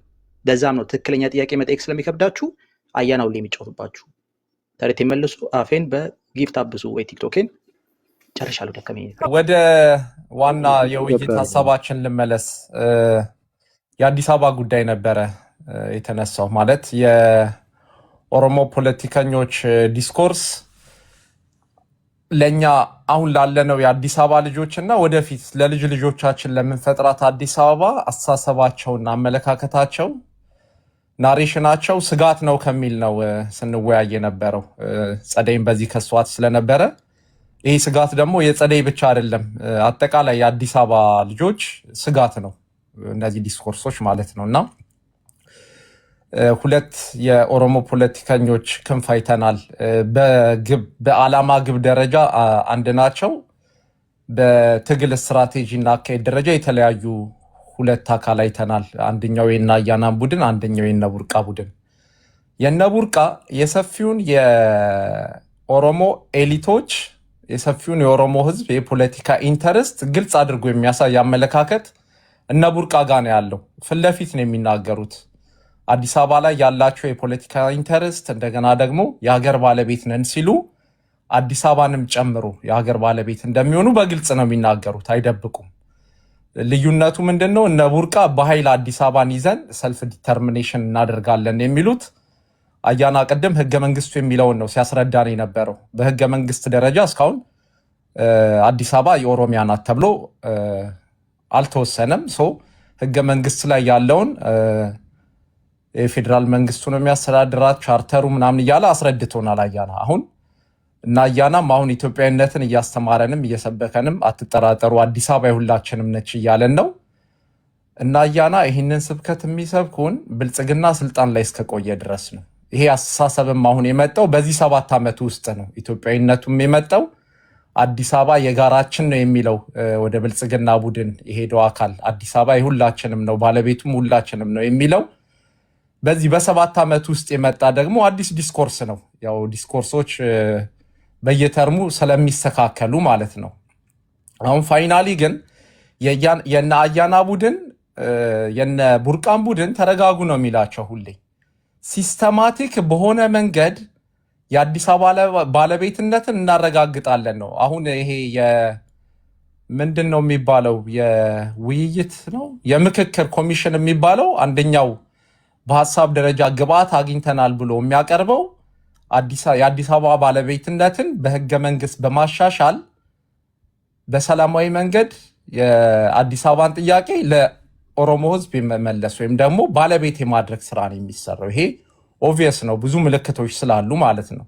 ስለዚህ አሁን የብሔር ጥያቄ ሳይሆን የሚመለሰው የነ ቡርቃ የኦነግ ጥያቄ ወይም ደግሞ ረዥም ጊዜ ሲታገሉበት ዲስኮርስ ሲሰሩበት የነበሩት ትርክት መልስ ያገኛል። ብልጽግና ሲስተማቲክ በሆነ መንገድ የነ ቡርቃን የትግል ጥያቄ ይወስድና ይመልሰዋል። ያኔ ነው የኦነግ ጥያቄ ተመለሰ የሚባለው ማለት ነው። ስለዚህ በሁለቱ ቡድኖች አካባቢ የሚደረገው ትግል እኔ የዓላማ ጎላቸው አንድ ነው። ሄዶ ሰልፍ ዲተርሚኔሽን ነው። ኮንዲሽኑን እያዩ አሁን ፓወር እጃቸው ላይ እስካለ ድረስ ስለ ሰልፍ ዲተርሚኔሽን አይወራም። የነ ቡርቃ ቡድን ነው ስለ ሰልፍ ዲተርሚኔሽን የሚያወራው፣ የኦላ ኦነግ ምናምን ማለት ነው። አሁን ያን ፓወር ሲያጡት ግን ያደርጉታል። ያ እንዳይሆን ደግሞ አሁን አዲስ አበባ ከአሰብም ከቀይ ባህርም የበለጠ ነው። ስለዚህ አዲስ አበባን ህገ መንግስቱን መሰረት አድርገው የባለቤትነት ጥያቄያቸውን ካረጋገጡ ሌላውን ኢትዮጵያዊ ከከተማ አፍንጫውን እያሉ ነው የሚያባረሩት። ምን ታደርጋለህ እየተባልክ ትወጣለህ። ስለዚህ ሀገር ሆኑ ማለት ነው ኦልሬዲ አዲስ አበባን ባለቤት ሲያደርጉ። ስለዚህ እንደዚህ አይነት ዲስኮርሶች ለእኛና ለልጆቻችን ያሰጋናል መባል ኦሮሞፎቢያ አያስብላትም። ጸደይ ነው፣ የጸደይ ብቻ ጥያቄ አይደለም። ይሄ የብዙ ኢትዮጵያውያኖች ጥያቄ ነው። ስፔሻሊ የአዲስ አበባ ልጆች ደግሞ መሰረታዊ ጥያቄ ስለሆነ ለልጆቻችን ባለቤት ሆነ የማትኖርባት እኛም ባለቤት ሆነን የማንኖርባት አዲስ አበባን አላስፈላጊ ትርክት የሚተረክባት ትርክት ስጋት ነው መባሉ ምንም ከኦሮሞፎቢያ ጋር የሚገናኝ ነገር አይደለም። ሌላው የምክር ቤት አባሉ ዶክተር ሰው ፊት መቅረብ የለበትም ማለት የሚመልሳቸው መልሶች እንደዚህ ከሆነ አዲስ አበባ ላይ ኦሮሞ ከንቲባ ለምንድን ነው የሚደረገው ሲባል ሲተነትን የነበረው ነገር ያስቃል። መጨረሻ ላይ ፋክቱን አቅርቦታል። ምንድን ያለው የባለቤት ስሜትነት የአዲስ አበባን የባለቤትነት ስሜት ለማጠናከር ብሎ ደመደመው። ጎበዝ ነው፣ ግልጽ ነው። ያ ነው የሚፈለገው። ከዛ ስሜቱ ከተጠናከረ በኋላ ባለቤትነት ደግሞ ማረጋገጫ ይሰራለታል። ግን ከአመራር ጥበብ ጋር አያይዞ ሲያስቀምጥ ነበር። አዲስ አበባ እንድታድግ እንድትለማ የበለጸገች እንድትሆን የብሔር ብሔረሰቦች ተከባብረው እንዲኖሩ ዳይቨርሲቲ በደንብ እንዲተገበር ምናምን አለ። እነዚህን ሁሉ ለመተግበር አንደኛው አካዳሚክ እውቀት ነው፣ ሁለተኛ የአመራር ብስለት ነው፣ ሶስተኛ ደግሞ ፖለቲካዊ እውቀት ነው የሚያስፈልገው ማለት ነው እንጂ የግዴታ እነዚህ አሁን እሱ የዘረዘራቸውን አዲስ አበባን ለመለወጥ ለሶሳይቲ ትራንስፈር ለማድረግ የግዴታ ከንቲባዋ ኦሮሞ መሆን አይጠበቅባትም ወይ ኦሮሞ መሆን አይጠበቅባትም። እውቀት ነው ይዞ መቅረብ ያለበት። ላይክ እንደ ሜሪት ማድረግ እኮ ነው። ስለዚህ ሲያስቀምጥ የነበረው ነገር ስተት ነው። ከኦሮሞ ውጪ የሆነ ሰው አዲስ አበባን አያሳድግም የሚል አስተሳሰብ ነው ሲያስቀምጥ የነበረው። ግን መጨረሻ ላይ ሀቁን ሲያቀርበው የባለቤትነት ስሜትን ለማረጋገጥ ብሎ እሱም መልሶልናል። ስለዚህ ስጋት እንጂ ጥላቻ አይደለም። የአዲስ አበባ ልጆች በአዲስ አበባ ጉዳይ የኦሮሞ ፖለቲከኞች ዲስኮርስን ሲተቹ ከፍርሃት አይደለም፣ ከፍርሃት አልኩኝ፣ ከጥላቻ አይደለም። በጥላቻ መወሰድ የለበትም። ይሄ ፖለቲካዊ ምልከታ ስለሆነ ማለት ነው። እኛን የሚያሰጋን ሌሎቹን ምቾት የሚሰጥ ነገር ካለ ስጋታችንን በግልጽ ነው የምናቀርበው። እነ ቡርቃን ቅድም ትዊስት ሲደረግ ነበረ። እነ ቡርቃ ኢትዮጵያዊነትን ስለማይፈልጉ ተገንጣይ ስለሆኑ ነው ከነሱ ጋር እንወያይ የሚባለው ተባለ። ነው እንደዛ አይደለም። እነ ቡርቃ ፊትለፊት የሚመጡ ሰዎች ስለሆኑ ፊትለፊት መታገል ትችላለህ። ይሄ አሁን የመጣ የ7 ዓመት ትርክት ይዘው በኢትዮጵያዊነት ጭንብል ካባ ለብሰው የማይመጡ ስለሆኑ የነ ቡርቃ የኦነግ አስተሳሰብ ፊትለፊት ነው የምትመታው፣ ፊትለፊት ነው የምትመክተው። የናያና ነው ከባድ። ይሄ መርዝ የተቀባ ከረሜላ ይባላል። የናያና ኢትዮጵያዊነት አንድነት ምናምን እያሉ ይከቱልሃል ማለት ነው። ከረሜላ አገኘው ብለህ ስትበላ ያንን ቶክሲክ ትውጣለህ፣ ከዛ ትጠፋለህ። ሌላው ባለፈው አንድ የተነሳ ነገር ነበረ። ምናልባት የዝሆኑም ጉዳይ በጣም ከባድ ነው። ኦሮሞ ዝሆን ነው ሌላው ማህበረሰብ ደግሞ አረም ነው ብሎ ትርክት የሚሰራ እንዴት ነው ስጋት የማይሆነው? ከኦሮሞ ውጭ ያለ ማህበረሰብ እንደ አረም የሚታይበት አስተሳሰብ እየተገነባ ከሄደ የአዲስ አበባ ልጅ ስጋቱ ነው። ሰናይ ምን አልኩ መሰለህ? በጸደይ የተነሳም የክለብ ሃውስ እና የትዊተር ድራማ ይዛችሁ አትምጡ እኮ ብያለሁ። ዘጋው እኮ በቃ። ለምን እኔ በሌለሁበት የሰራችሁት ድራማ እዛ ማለት ነው ብዙ ቶክሲክ የሆነ ነገሮች እየሰማን ነው። ትናንትና እስከ ስንት ሰዓት ሙሉ ተቀምጬ ተኛሁት እቺ እዚህ ቤት በሚደረግና ባለ አጀንዳ እናውራ። ቢኮዝ እነሱም እነ ትሪያንግልም ጸደይን እንዲህ ብለሽ ነበር እናንተም እንደዚህ ብለህ ነበር እያላችሁ መጓተት ነው የሚሆነው። እሺ መሰረታዊ ጥያቄ ተብሎ ከሚነሱት ውስጥ አብዛኞቹ ኢህአዴግ መልሷቸዋል። ራስን በራስ ማስተዳደር፣ በራስ ቋንቋ መማር፣ ኦሮሞ ራሱን የቻለ ክልል እንዲኖረው ብላ ብላ የሚሉት ጥያቄዎች ቀድሞ የተመለሱ ጥያቄዎች ናቸው። አሁን ብልጽግና ከመጣ በኋላ መሰረታዊ ተብሎ የተቀመጠ ምንም የኦሮሞ ጥያቄ የለም። ምናልባት ክልሎች ኦቶኖመስ አይደሉም፣ ህወሓት የጡት አባት ነበር ምናምን የሚባሉ ነገሮች ናቸው። አሁን ልዩነቱ ያለ ጡት አባት ክልሉን እንመራዋለን ብቻ ነው ሊሉ የሚችሉት። እነ ቡርቃም መሰረታዊ ጥያቄ ብለው የሚያስቀምጡት አሁን ብልጽግናም የሚመልሰው የባለቤትነትን ጥያቄ ብቻ ነው። ያ ነው ስጋት። ጨርሻለሁኝ። ማይክ ፍሪ። አንድ ኮሜንት ማድረግ የምፈልገው ነገር ህወሓት ደጋፊዎች ያሳዝናሉ፣ አንጀት ነው የሚበሉት። እውነት አሁን ሰናይ በዚህ በቃ ተፍጨርጭሮ ስንት መስመር ዘርግቶ ስጋት ምን ነቡርቃ ቀጥታ የሚመጡ ጸደይ አትርፊን እንደ ልማድሽ በቃ ማአት ነገርና እንደዛ አይደለም ነገሩ፣ እንደዛ አይደለም። በህገ መንግስታዊ ማዕቀፍ ፍትሃዊ የሆነች ሀገር ለመመስረት መላው ኢትዮጵያ ብሔር ብሔረሰቦች እየሰሩ ነው። ማሰብህ ራሱ ያሳዝናል። አዝኖ መተው ነው። ምን ማድረግ ይቻላል? እንደዛ ነውና አይሰራም፣ ይሄ አይሰራም። ግን ህወሓቶች ሲፍጨረጨሩ እንደዚህ በቃ አረፋ ሲይዙ እየሰመጡ ሰታይ ዘመን ተቀይሮ በጣም እኮ በፖለቲካ ጃያንት የነበሩ ናቸው የህወሓት ደጋፊዎች። አሁን በቃ ቡርቃና ጸደይ መሀል መስመር ዘርግተን ምናልባት ከተሻገርን የሚል ፖለቲካ ሲሰራ እየሰጠመ እንዳለ ያስታውቃል። በነገራችን ላይ አብረዋቸው አጋር ሆነው ሰርተው ነበር ቡርቃና ለፕሪቶሪያ ቻው ራሱ አላሏቸውም። ፍሬቻ ሳያበሩ ነው የታጠፉባቸው። ቀጥል። ኢሞሽናል ዳሜጅ ይባላል። አሁን እያደረገ ከሰናይ ያንተ መድኃኒት የቡርቃ ዝምታ ነው። ቢጫና ቀዩን ኪኒን እኔም መስመር ላይ ያስገቢልኝ። እሺ ጠብቄ ተራይን ማውራት ፈልጋለሁ። ቴንክ ዩ። አንቺ ነው ፍስተና አያና ፈታዋለ ለዩሪ ከዛ አያና ነው።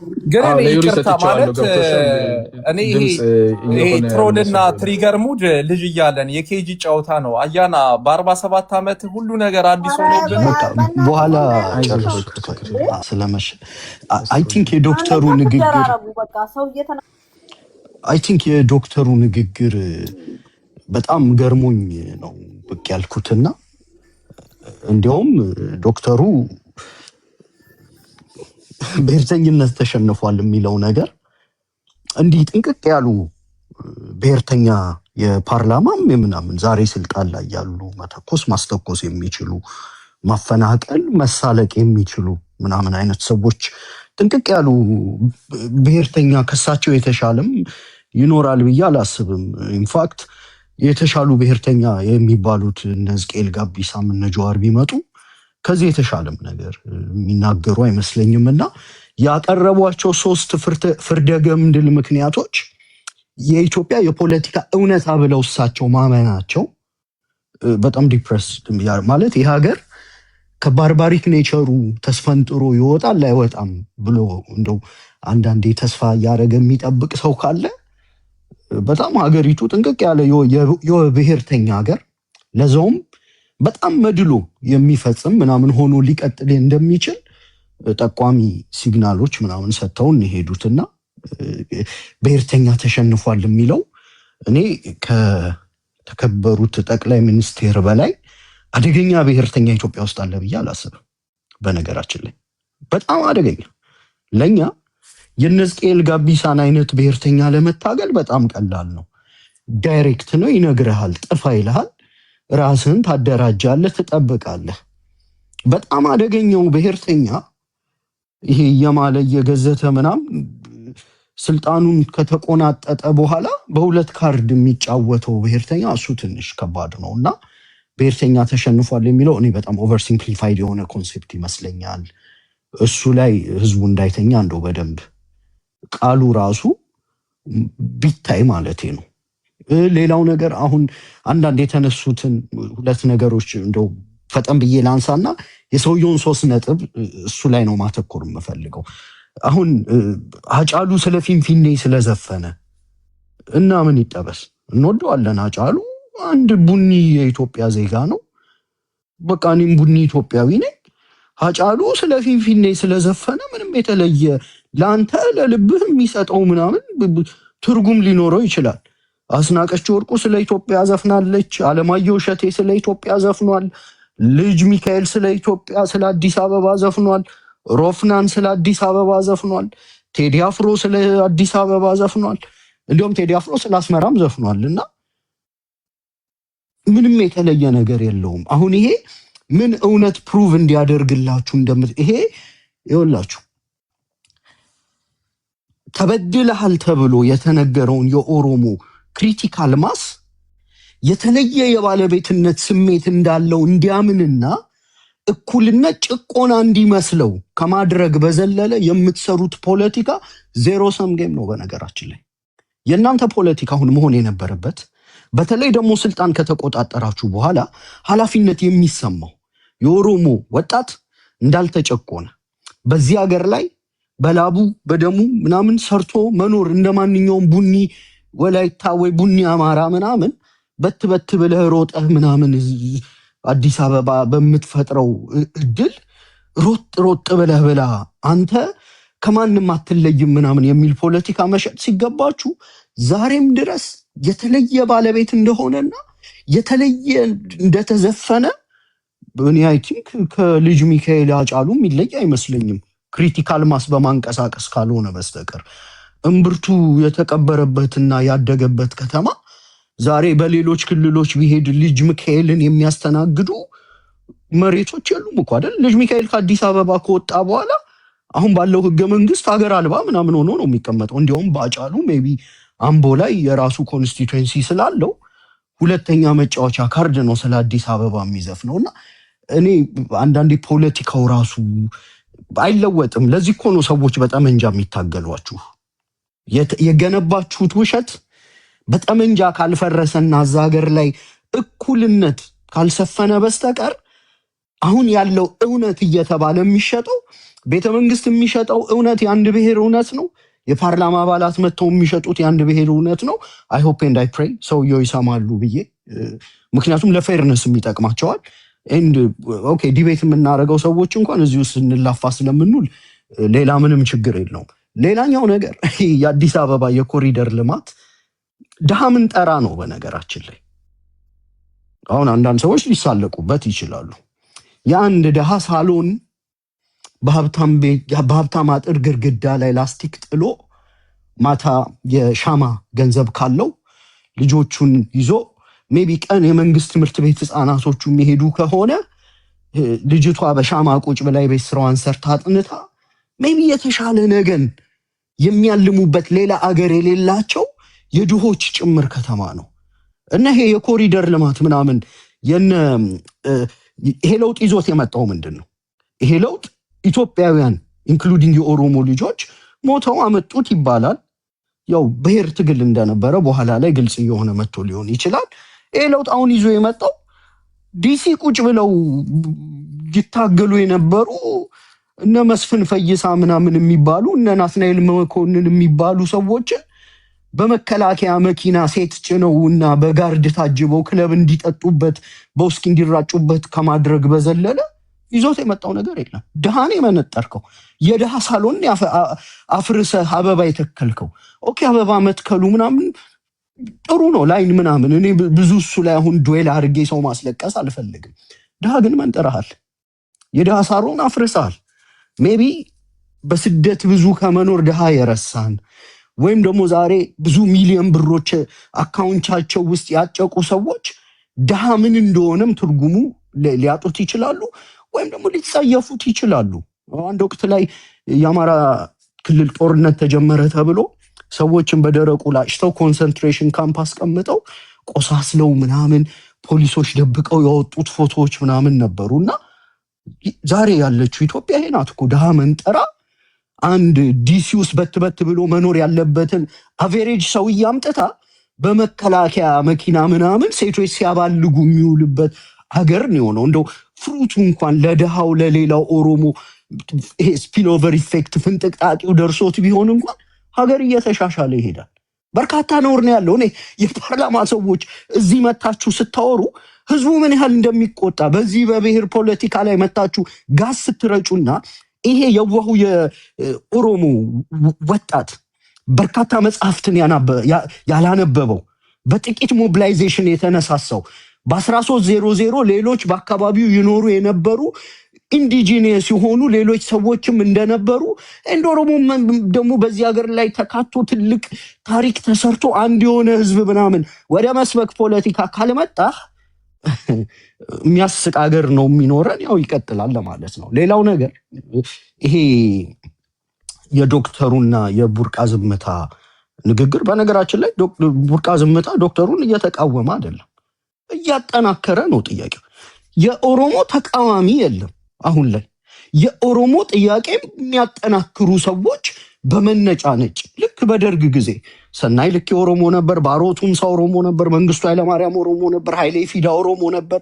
አንደኛው ወዝሊ ግን ይመራል፣ አንደኛው በደርግን፣ አንደኛው የሆነ ነገር ምናምን 5 ፓርቲዎች ነው። 5ቱንም የኦሮሞ ልጆች ይመሩና ከዛ የኦሮሞ መሰረታዊ ጥያቄ ደግሞ ብሎ ምናምን ይመጣልሃል ማለት ነው። ሰልፍ አድሚኒስትሬሽን ምናምን ይላል። ቡኒው ኦሮሞ ወጣት ከዩኒቨርሲቲ ወጥቶ ራሱን ያስተዳድራል። ሽመልስ አብዲሳ ምናምን ነው አሁን አይደል ጨፌውን የሚመራውና አሁን ከዚህ በላይ ምን አይነት ሰልፍ ፍትሃዊ ነው ዲሞክራሲያዊ ነው ምናምን እሱ የራስ ጉዳይ ነው። ሀገር ግን አሁን የሌሎችን ጩኸት ቀምቶ ቤቶቻቸው በየቀኑ እየፈረሰ የሚጨፈጨፉ ህዝቦችን ምናምን በቃ ኮንክሪት የሆኑ ጥያቄዎች እንዳይመለሱ የማምታታት አጀንዳ የመደበላለቅ ነገር ነው። ክፉ ቀን ሲመጣ እኮ ደግሞ ወደ ኦሮሚያ እንዳትገቡ ምናምን ብለው መግለጫ የሚያወጡትም እነዚሁ ሰዎች ናቸው። ህወሓት ደርሳ ያው እንትን ጋር ስትደርስ ኦሮሚያ እንዳትገቢ ነው ያላት። አሁንም ተመሳሳይ ነው። ለምሳሌ ከኦላ ጋር ጥምረት የሆኑ ኃይሎች ቢፈጥሩ የሚፈጥሩት የት ድረስ ነው? ኦሮሚያ ድንበር ብለው እነሱ የሚያሰምሩት ድረስ ነው። እስከዛ ድረስ ጦርነቱን በክልልህ ወይም በሌሎች ክልል ኮንቴንስ ካደረግክ ድረስ ተጋደል ይልህና ይሄ ምንድን ነው? ይሄን በምን ልጠቅልለው መሰላችሁ? ጸብ ያለ ሆቶ ነው ያወራሉ። የፖለቲካቸው ኔቸር ነው። ቢኮዝ ያመጡት በዋናነት ለውጡን የነጆዋር ካምፕ ነው ተብሎ ይታሰባል።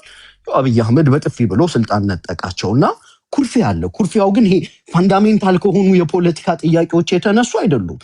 በአንተ ቦታ እኔ የነበርኩ መቀመጥ የነበረብኝ። አንተም ቡኒ ከበሻሻ የመጣ ሰውዬ፣ እኔም ደግሞ ቡኒ ከርስ የመጣው ሰውዬ ሁደ ሄላሪዩ በእኔ ክሪቲካል ማስ ቤተመንግስት የገባኸው አይነት ነው። ከዛ በተረፈ ግን ሲጠቀልል ጥያቄው በአጠቃላይ የጸብ ምናምን አይደለም። ልክ ይሄ የነሱ አይደል ጸጋዬ ገብረአብ እንደጻፈው የአኖሌና የሐወኒ ታሪክ ነው አይደል? አኖሌ ወለጋ ጫካ ቁጭ ብሎ ዛሬ አፍንጫ ይሰብራል፣ ትላንት ኤርትራ መሽጎ ነበር። ሐወኒ ፍርድ ቤት ትመላለስ ነበር። ራሱ እንደነገረን ተስፋዬ ገብረአብ እና ፍትህ በፍርድ ቤት ይገኛል ምናምን ብላ ህወሓትን ይዛ ምናምን ትታገላለች ይላል። አኖሌ በኤርትራ በኩል ይመጣል፣ በትጥቅ ትግል ያምናል ምናምን ይላል የቡርቃ ዝምታ መጽሐፍ ላይ ነው። እና ከዛ ግን ሁለቱ አይጣሉም ይላል። አላማቸው አንድ ነው። ዞሮ ኤርትራም የመሸገው አዲስ አበባም የመሸገው ጥያቄያቸው ይሄ አሁን እነሱ አባቢዩማ ይሉታል፣ ሰልፍ አድሚኒስትሬሽን የተለያየ ስም ምናምን ይሰጡታል። ግን መሬት የኔ ነው፣ ሌሎች መጤ ናቸው ነው ሲጠቀለልና አሁን ተስፋዬ ገብረአብ እንደው ዝም ብሎ ቢነቃ ሐወኒ በፍርድ ቤት ታምናለች ምናምን ያላት ወደ ዘር ማጥፋት ይሄ ኤትኒክ ክሊንዚንግ እና ጄኖሳይደር በመለወጧ ያው አዲስ መጽሐፍ ሊጽፍ ይችላል እንጂ ፋንዳሜንታል የሆነ ልዩነት የለም። የመጨረሻ አንድ ፖይንት ላስቀምጥ፣ ሰውየው ባስቀመጡት አይሆፕ እየሰሙ ከሆነ እና ሲሪየስሊ የፓርላማ አባል ወኪል ሆነው ነገ እንደው የኢትዮጵያውያን ድምፅ ሆነው ሀገሩ ምናልባት ወደ ዲሞክራሲም ተራምዶ በኬሪየራቸው የማያፍሩበትንም ስራ መስራት የሚፈልጉ ከሆነ 3 የኢትዮጵያ ሀቆች ብለው በብልጣብልጥነት ያነሷቸውን ጥያቄዎች እሱን ላስቀምጥ።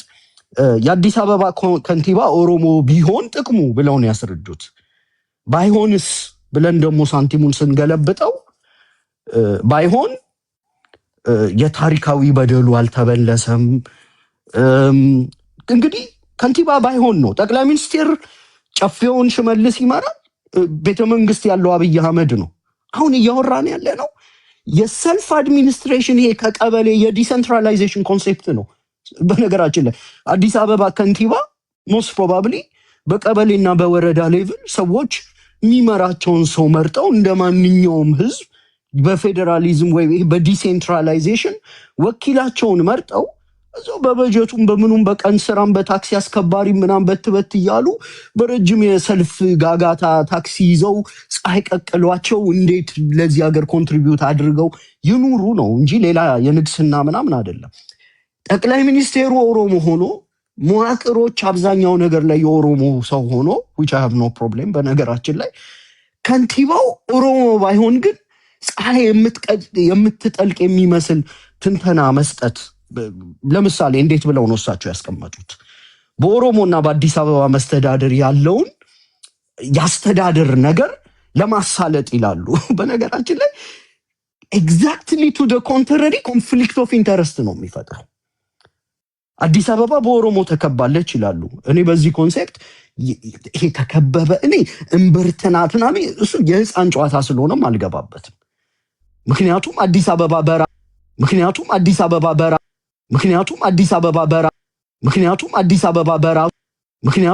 አበባ በራሱ በኢትዮጵያ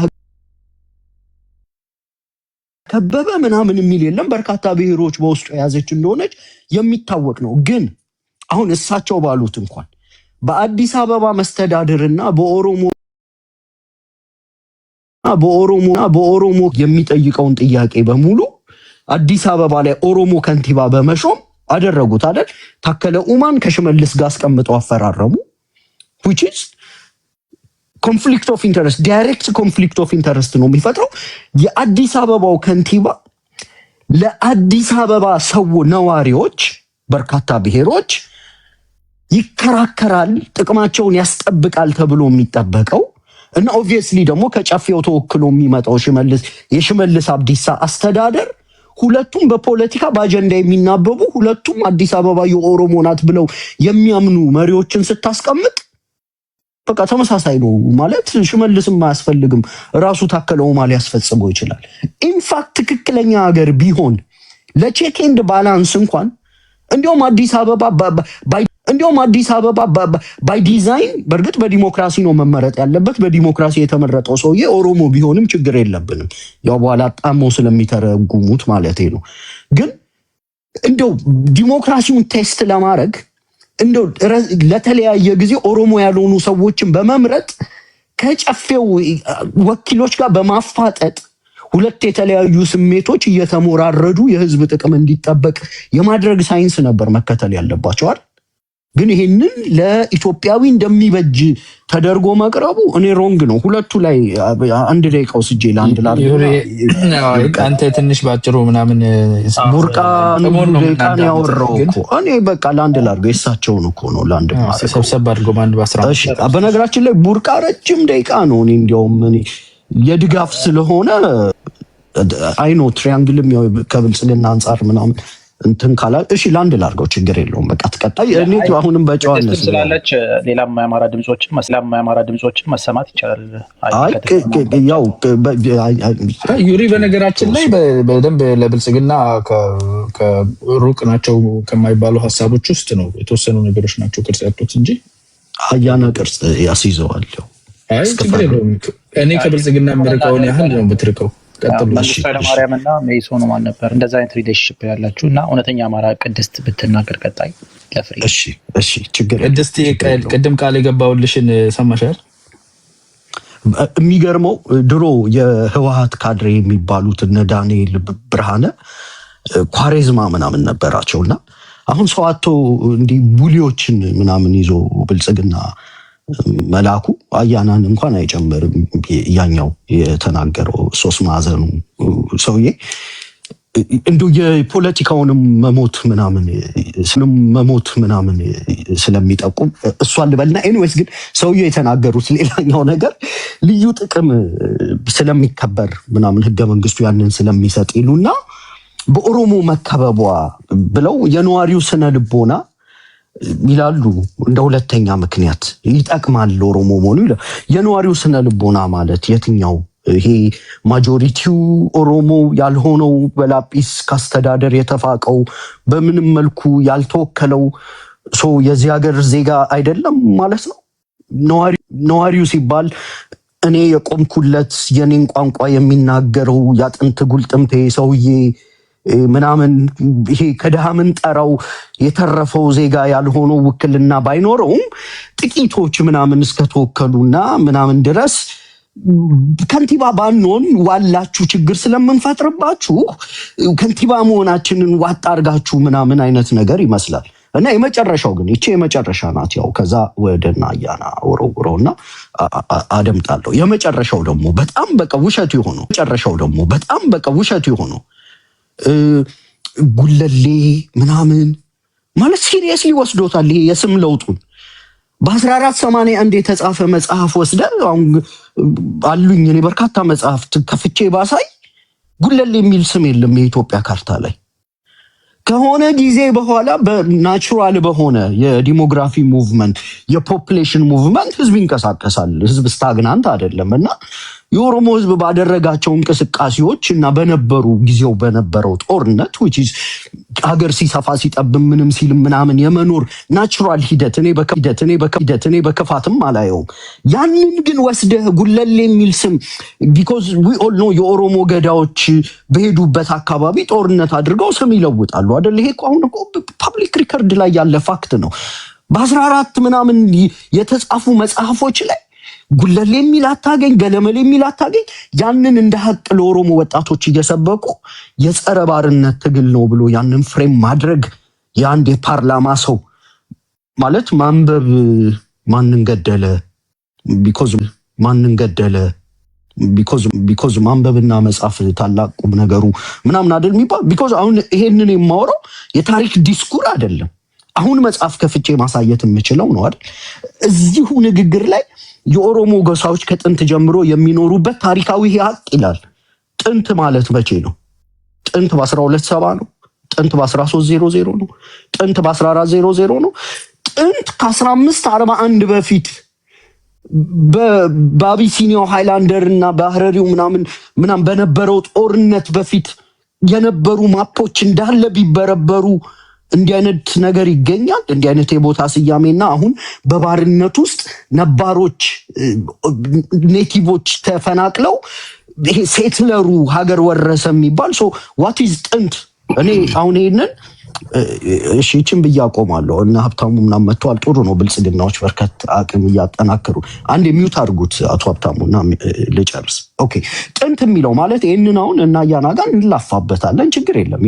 ወጣት እያተረፈ ይሄዳል። አያናን ይሰማል፣ ከዛ እኔን ይሰማል፣ ትላንት የማያውቀውን ዛሬ ይማራል ምናምን፣ ሀገር ባላንስ እየሆነ ይሄዳል። የአንድ የፓርላማ ወኪል ግን ዲስ ኢዝ ደ ፋክት ኦፍ ደ ሴንቸሪ ብሎ ይሄንን ሀቅ ነው ቤተ መንግስት ይዤ የገባሁትኝ የምሞትለት ምናምን ብሎ እንደ ሪኮመንዴሽን ኦሮሞ ከንቲባ መሆኑ ጥንት የኦሮሞ ጎሳዎች በግፍ መፈናቀላቸውን ምናምን ብሎ በመጤዎች መወረራቸውን ምናምን የሚለውን አይነት ነገር አስረግጦ ማህተብን ሲመታበት ይሄ በጣም ይረብሻል። ትክክል አይደለም። ባትመጡ ይሻላል። ቢኮዝ ውሸት ስለሆነ በዚህ ታሪክ የሚስማማ አንድ ኢትዮጵያዊ የለም። ከ1541 በኋላ በተደረጉ ጦርነቶች የኦሮሞ ማህበረሰብ ኢትዮጵያ ውስጥ ቦታዎችን እየተቆጣጠረ የቦታዎች ስያሜ ለውጥ አድርጓል። ነውር ነው አይደለም። ዘመኑ ይጠይቅ የነበረው ሙቭመንት ነው።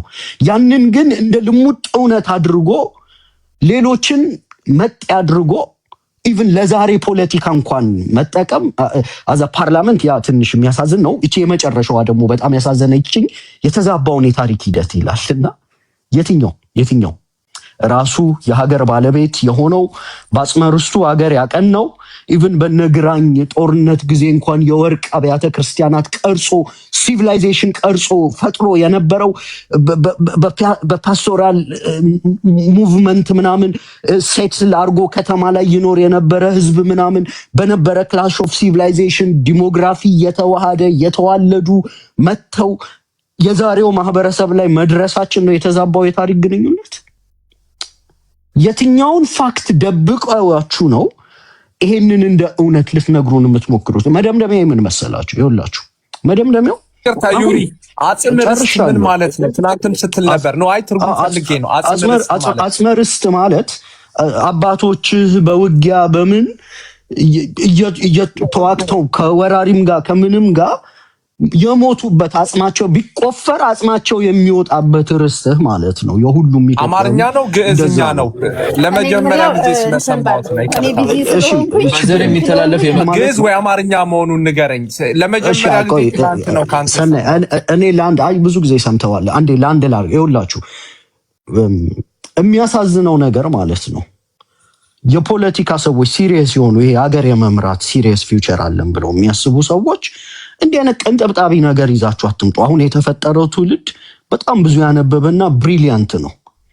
ኢንፋክት ሀገሪቷ ወደ ትልቅ የትጥቅ ትግል ገብታለች። ጋዝ በማርከፍከፍ ሀገሪቷ ላይ አሁን ፓርላማ ውስጥ የሚንቀሳቀሱት ወይ እዛ ቤተ መንግስት ደጅ ላይ የሚንቀሳቀሱት ሰዎች ለአንድ ብሔር ውግንና እንደሚሰሩ እየመጡ ማሳየትና የታሪክ አቃርጎ ማቅረብ እኔ እሱ ትክክል አይመስለኝም። ሀገር ለማረጋጋት እንደው ሲሪየስሊ እንሰራለን የምትሉ ከሆነ ጨርሻለሁ። ፍሬ ይቅርታ ካስረዘምኩኛው ካልተመረጥኩ አይደለም። ተቃውሞ ያለ አስመስሉ ህዝቡን አጨናብሩት ቀደኛ ምን ነው ብለናል። ደርበህ ኤኒዌይስ በልቃ ያላ መልካም እኔ በነገራችን ላይ ጥንት የሚለውን ነገር ይቅርታ አያና ቅድስት እየጠበቀች ነው። እኔ እየጠበቅኩኝ ነው። ተራይ አስተቆረ ጨርሰሃል። ግን ወደው አይደለም ለካ ምኑ ቀረ ዩሪ። የብዙ ሰዎችን ሀሳብ ሰምቻለሁኝ። እኔ በዶክተር ፈቲና በቡርቃ ዝምታ መካከል ያለውን በጣም ነፃ በሆነ ሰው እይታ ነው ማየት የምፈልገው። ዶክተር ፈቲ ያነሱት በተለይ የአዲስ አበባን ጉዳይ ኢትዮጵያ ውስጥ እንግዲህ በጣም ብዙ የምንለያይባቸው የፖለቲካ ከዚህ ውስጥ የኦሮሞ ማህበረሰብ ወይም የኦሮሞ የፖለቲካ ልሂቃን የሚያነሷቸው የኦሮሞ ጥያቄ ብለው ካነሷቸው ጥያቄዎች ውስጥ አንዱ የአዲስ አበባ ጉዳይ ነው። በሌላው ህብረተሰብም እየተነሱ ያሉ በተለይ አዲስ አበባ ጉዳይ አማራው የሚያነሳው አለ። ሌሎች ኢትዮጵያውያን ደግሞ የሚያነሷቸው የኔነት የባለቤትነት ጥያቄዎች አሉ። በተጨማሪ የአዲስ አበባ ነዋሪዎች ደግሞ የአዲስ አበባ ነዋሪዎች እንጂ የከሌ የሚባል ለሌሎች ብሔሮች በልዩነት የሚሰጥበት ሁኔታ የለም የሚል የተብላላ የቆየ ምናልባትም አብዛኛውን የፖለቲካ ልዩነታችን ያለባቸው ሁኔታዎች ነው ያሉት። እንግዲህ ዶክተር ፈቲም እንዲህ አይነት አስተሳሰብ ካላቸው የፖለቲካ ልሂቃን ጋራ ፓርላማ እየተጋሩ ነው ያሉት። አንዳንድ ጊዜ ምንም ፍላጎት ቢኖረን አሁን እኔ አያናም እዚህ የፈለገውን ቢል ብልጽግና ብሎ ዩሪም የአማራ ፖለቲከኛ ስለሆነ እንደፈለገው ቢል ሰናይም እንደፈለገው ቢል እኔ በደንብ ይገባኛል። ዶክተር ፈቲ ግን በጣም መጠንቀቅ አለባቸው ብዬ አስባለሁ። አንዳንድ በይደር የቆዩ ጉዳዮችን ወደፊት ሊፈቱ የሚገባቸውን ጉዳዮችን በተለይ ደግሞ ህብረ ብሔራዊ አንድነትን ፈጥር ያለው የሚል ፓርቲ የፓርላማ አባል ሰው የፈለገ ነገር ቢሆን እንዲህ አይነት ነገሮችን ይዘው ወደ እንትን ሲመጡ ለምሳሌ አሁን እኔ ብልጽግና ለካ ሲያጭበረብር ነው እንጂ ህብረ ብሔራዊ አልሆነም ማለት ነው። በቃ ልክ እንደተለመደው የብሔር እንትኖቹን ይዞ ገና አልተፈታም የሚል ግንዛቤ እንደወስድ ነው ያደረገኝ። ኢትዮጵያ ውስጥ ያልተፈቱ የመሬት የድንበር የምናምን ጉዳዮች አሉን። በኃላፊነት ላይ መንግስት ሆኖ በሚመራ ፓርቲ ላይ ደግሞ ያሉ ሰዎች ኃላፊነታቸው 2-3 እጥፍ ነው። አንዳንድ ነገሮች ሲመጡ እኔ ባይመጡ ባይናገሩት ከመጡም መፈታት ያለባቸው ጉዳዮችን የሁሉንም ህዝብ የፓርላማ አባል ስትሆን የህዝብ ድምፅ ነው የምትሆነው። የግል ውግንናህን ትተውና ለህዝብ ነው የምትቆመውና እንዲህ አይነት ነገሮች ላይ ጥንቃቄ ቢደረግ የሚል እምነት ያለኝ። እነዚህ ያልተፈቱ ጉዳዮቻችን ናቸው። ወደፊት በደንብ መፈታት አለበት። አዲስ አበባ እኔ በማምነው የሁሉም ኢትዮጵያውያን ዋና ከተማ ነች። በበላይነት የአዲስ አበባ ነዋሪዎች ከተለያዩ ብሔር ብሔረሰቦች መጥተው የኖሩባት፣ ብዙ ኢትዮጵያውያኖች ሀብት ንብረታቸውን ያፈሰሱባት፣ የሀገሪቷ ትልቅ ኢኮኖሚ የሚንቀሳቀስበት፣ የኔ ብቻ ነው ብሎ ሊወሰድ የማይችል የከተማ ስሪትም ታሪክም ያለው ነው ብዬ አስባለሁ። አዲስ አበባ የኦሮሞም ናት፣ የአማራም ናት፣ የጉራጌም ናት፣ የወለታም፣ የከምባታም፣ የትግሬም ናት። የሁሉም ኢትዮጵያውያን ብሔር ብሔረሰቦች አንጡራ ሀብት ናት ብዬ ነው እኔ እማምነው እንዳንድ ኢትዮጵያዊ። ስለዚህ ይሄንን አዲስ አበባ ላይ ሁሉም ሰው መብት መጠበቅ አለበት። የነዋሪዎቿ መብት መጠበቅ አለበት። የኦሮሞም የአማራም መብት መጠበቅ አለበት።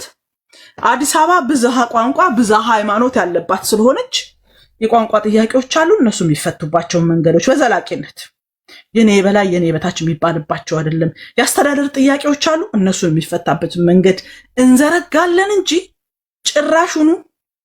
ጭራሹኑ በጣም በተራራቀ የፖለቲካ እይታ ውስጥ ባለች ሀገር ላይ የፓርላማ አባል ሰው መጥቶ እንዲህ ለልዩነት የሚያበቁ ነገሮችን ጥሎ መሄድ ትክክል ነው ብዬ እኔ በበኩሌ አላምንም።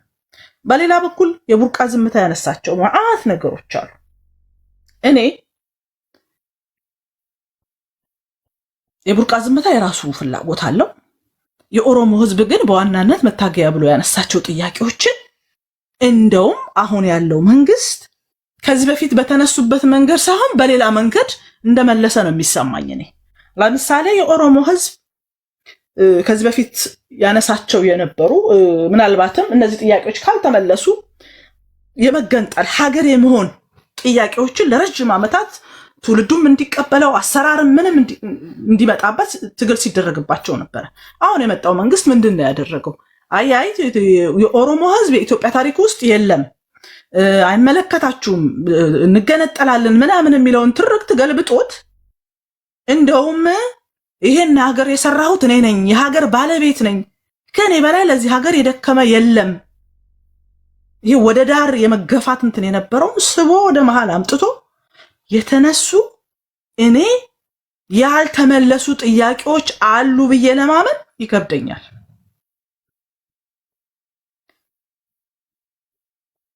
የልዩ ጥቅም ጉዳይ የኦሮሚያ አዲስ አበባ በኦሮሚያ ውስጥ ይሄ ስለምትካተት ወይም ደግሞ አዲስ አበባ ላይ የልዩ ጥቅም እንትን ኦሮሚያ ይመለከተዋል የሚለውን እኮ አዳነች አቤቤና ሽመልስ አብዲሳ ቁጭ ብለው በጋራ የአዲስ አበባንና የኦሮሚያን ድንበር ያሰመሩበት እንደገና የቋንቋና ሌሎች ጥያቄዎችንም ታሳቢ እንዲደረግ ያደረጉበት ቀላል እኮ አይደለም። እኔ የቡርቃ ዝምታ እንዴት እንዳየኸው አላቅም። አይ ነው ይገባኛል በምን እንትን እያላችሁ እንደሆነ ማለት ሀገርን እኔ ነኝ የመሰረትኩት፣ እኔ ነኝ የሰራሁት። እንደውም ይሄ መንግስት እኮ የሚታማው ኦሮሞን የምትመስል ሀገር መስራት አለብን ብሎ እየሰራ ነው እኮ የሚባለው። አሁን አንተ እንደምትለው እንደዚህ ናቸው እንትን አልሆነም ምናምን የሚባል ነገሮችን እያየው አይደለም። እንደውም እኔ እነ ቡርቃን ከቅርብ ጊዜ ወዲህ ያየኋቸው የሚያመጧቸው መከራከያዎች በተለይ እዛ ክልል ውስጥ የሚደረጉ ግድያዎችን፣ ጭፍጨፋዎችን ለመካድ የመጣ ሀሳቤ ነው የሚመስለኝ። የብልጽግና መንግስት ከስልጣን ገፍቶናል፣ ዴሞክራሲ አላመጣም ብለህ ግን ክልሉ ላይ ደግሞ በተለይ አማሮችን በብሔራቸው በማንነታቸው በአንድ ሌሊት አንድ ጉድጓድ ውስጥ ሲከተቱ እናያለን። እናንተም ትመጡና እኛ የምናውቀው ነገር የለም ብልጽግና ነው ትላላችሁ። ብልጽግና የሚመጣና ይሄን እያደረገ ያለው በክልሉ የሚንቀሳቀሰው ታጣቂ ኃይል ነው ይባላል። በመሃል ቤት ግን ህዝብ ይታጨዳል። አንዳንድ አካባቢ ሃይማኖት ተኮር፣ አንዳንድ አካባቢ ደግሞ ብሔር ተኮር መከራ እናያለን። እኔ አሁን ቡርቃ የፈለገ ነገር ብትለኝ አንተ የምትደግፈው ኃይል ያረዳቸውን አማሮች ልረሳቸው አልችልም። አንተ የምትደግፈው ኃይል ያፈናቀላቸውን አማሮች ልረሳቸው አልችልም። አንተ የምታነሳው የዲሞክራሲ ጥያቄ ከሞት ጋራ ላወዳድረው አልችልም። እኔ እንደውም እናንተ ጫካ ሆናችሁ ብልጽግና ሌሎች እንዳይነኩባችሁ የምትጠብቁ ነው የሚመስለኝ። ምክንያቱም በአንድ በኩል እያስታጠቃችሁ ያለው መንግስት ውስጥ ያለው ኃይል እንደሆነ ስለማቅ ማለት ነው። የሚሸፍናችሁ የሚደብቃችሁ መንግስትም ነው እናንተንም የሚረዳ ነው ብዬ ነው የማስበው። ያለኝን መረጃ እሱን ነው የሚያሳየኝ። ምክንያቱም መንግስት ውስጥ ያለው አስተዳደር እናንተም ባይደብቃችሁ ባይሸፍናችሁ መረጃ ባይሰጣችሁ ታጣቂ ኃይል ክልል ውስጥ መንቀሳቀስ አይችልም። እኔ የኦሮሞ ህዝብ ጥያቄ ሳይሆን የስልጣን ጥያቄ እንዳላችሁ ይሰማኛል። እኛ ካልመራ ነው የሚባል ነገር ካልሆነ በስተቀር እኔ በአሁን ሰዓት ለኦሮሞ ጊዜ የተሻለ ነው ብዬ ነው የማስበው። ምክንያቱም አልኩ እኮ እገነጠላለሁ እኔ አያገባኝም አንተ ሀገር አልመራህም ከሚል እሳቤ የሀገር ባለቤት ነኝ ይመለከተኛል፣ የቀሩ ነገሮችም ካሉ ማሳካት አለብኝ ያለ ቀን ከሌት እየለፋ እንደሆነ ነው የሚሰማኝ። በዚህ መሃል ግን የሚፈናቀል የሚሞት አልፎ ተርፎ ደግሞ ያው የምናየው ነው ሴቶችን በሴክስ ባርነት የማያዝ ይሄ በኢትዮጵያ ታሪክ በጣም አስፈሪ የሚባለው አይነት ነገር ነው። እንዲህ አይነት ሂደቶች እየሄዱባቸው ያሉትን እንቅስቃሴዎች ብልጽግና ስለገፋይ ነው ብልጽግና አልመልስልኝ ያለ ጥያቄ ስላለ ነው የሚል ግን ሌሎችን ደግሞ ዋጋ የሚያስከፍለውን እኔ ልረሳው ስለማልችል ማለት ነው። ማለት ዲሞክራሲን ጠይቀህ ግን ሌሎችን መከራ የሚያሳይ እንቅስቃሴዎችን በዲሞክራሲ ጥያቄ ልሸፍናቸው አልችልም። ምክንያቱም ብዙ የሰብአዊ መብት ጥሰቶች እየተካሄዱባቸው ስለሆነ የፓወር ጉዳይ እንደሆነ ነው የሚሰማኝ። ብትመጡም እኔ ለምሳሌ አሁን እናንተ ብትመጡም ብልጽግና ያልመለሰውን ነገር ትመልሳላችሁ ብዬ አላስብም። ምንም ያልመለሰው ነገር የለም። ምንም ለምሳሌ ኦሮምኛ ቋንቋ የሀገሪቱ የሥራ ቋንቋ ይሁን እንደዚህ ይሁን በፓርቲ ደረጃ መልሰነዋል ብለው እየሰሩበት ነው ያለው። ከዛ ሀገራዊ ምክክር ላይም አስገብተውታል። እኔ ከዚህ በላይ ምን አይነት ነገር ይመለሳል ብዬ ለመጠበቅ በጣም እቸገራለሁ። አመሰግናለሁ።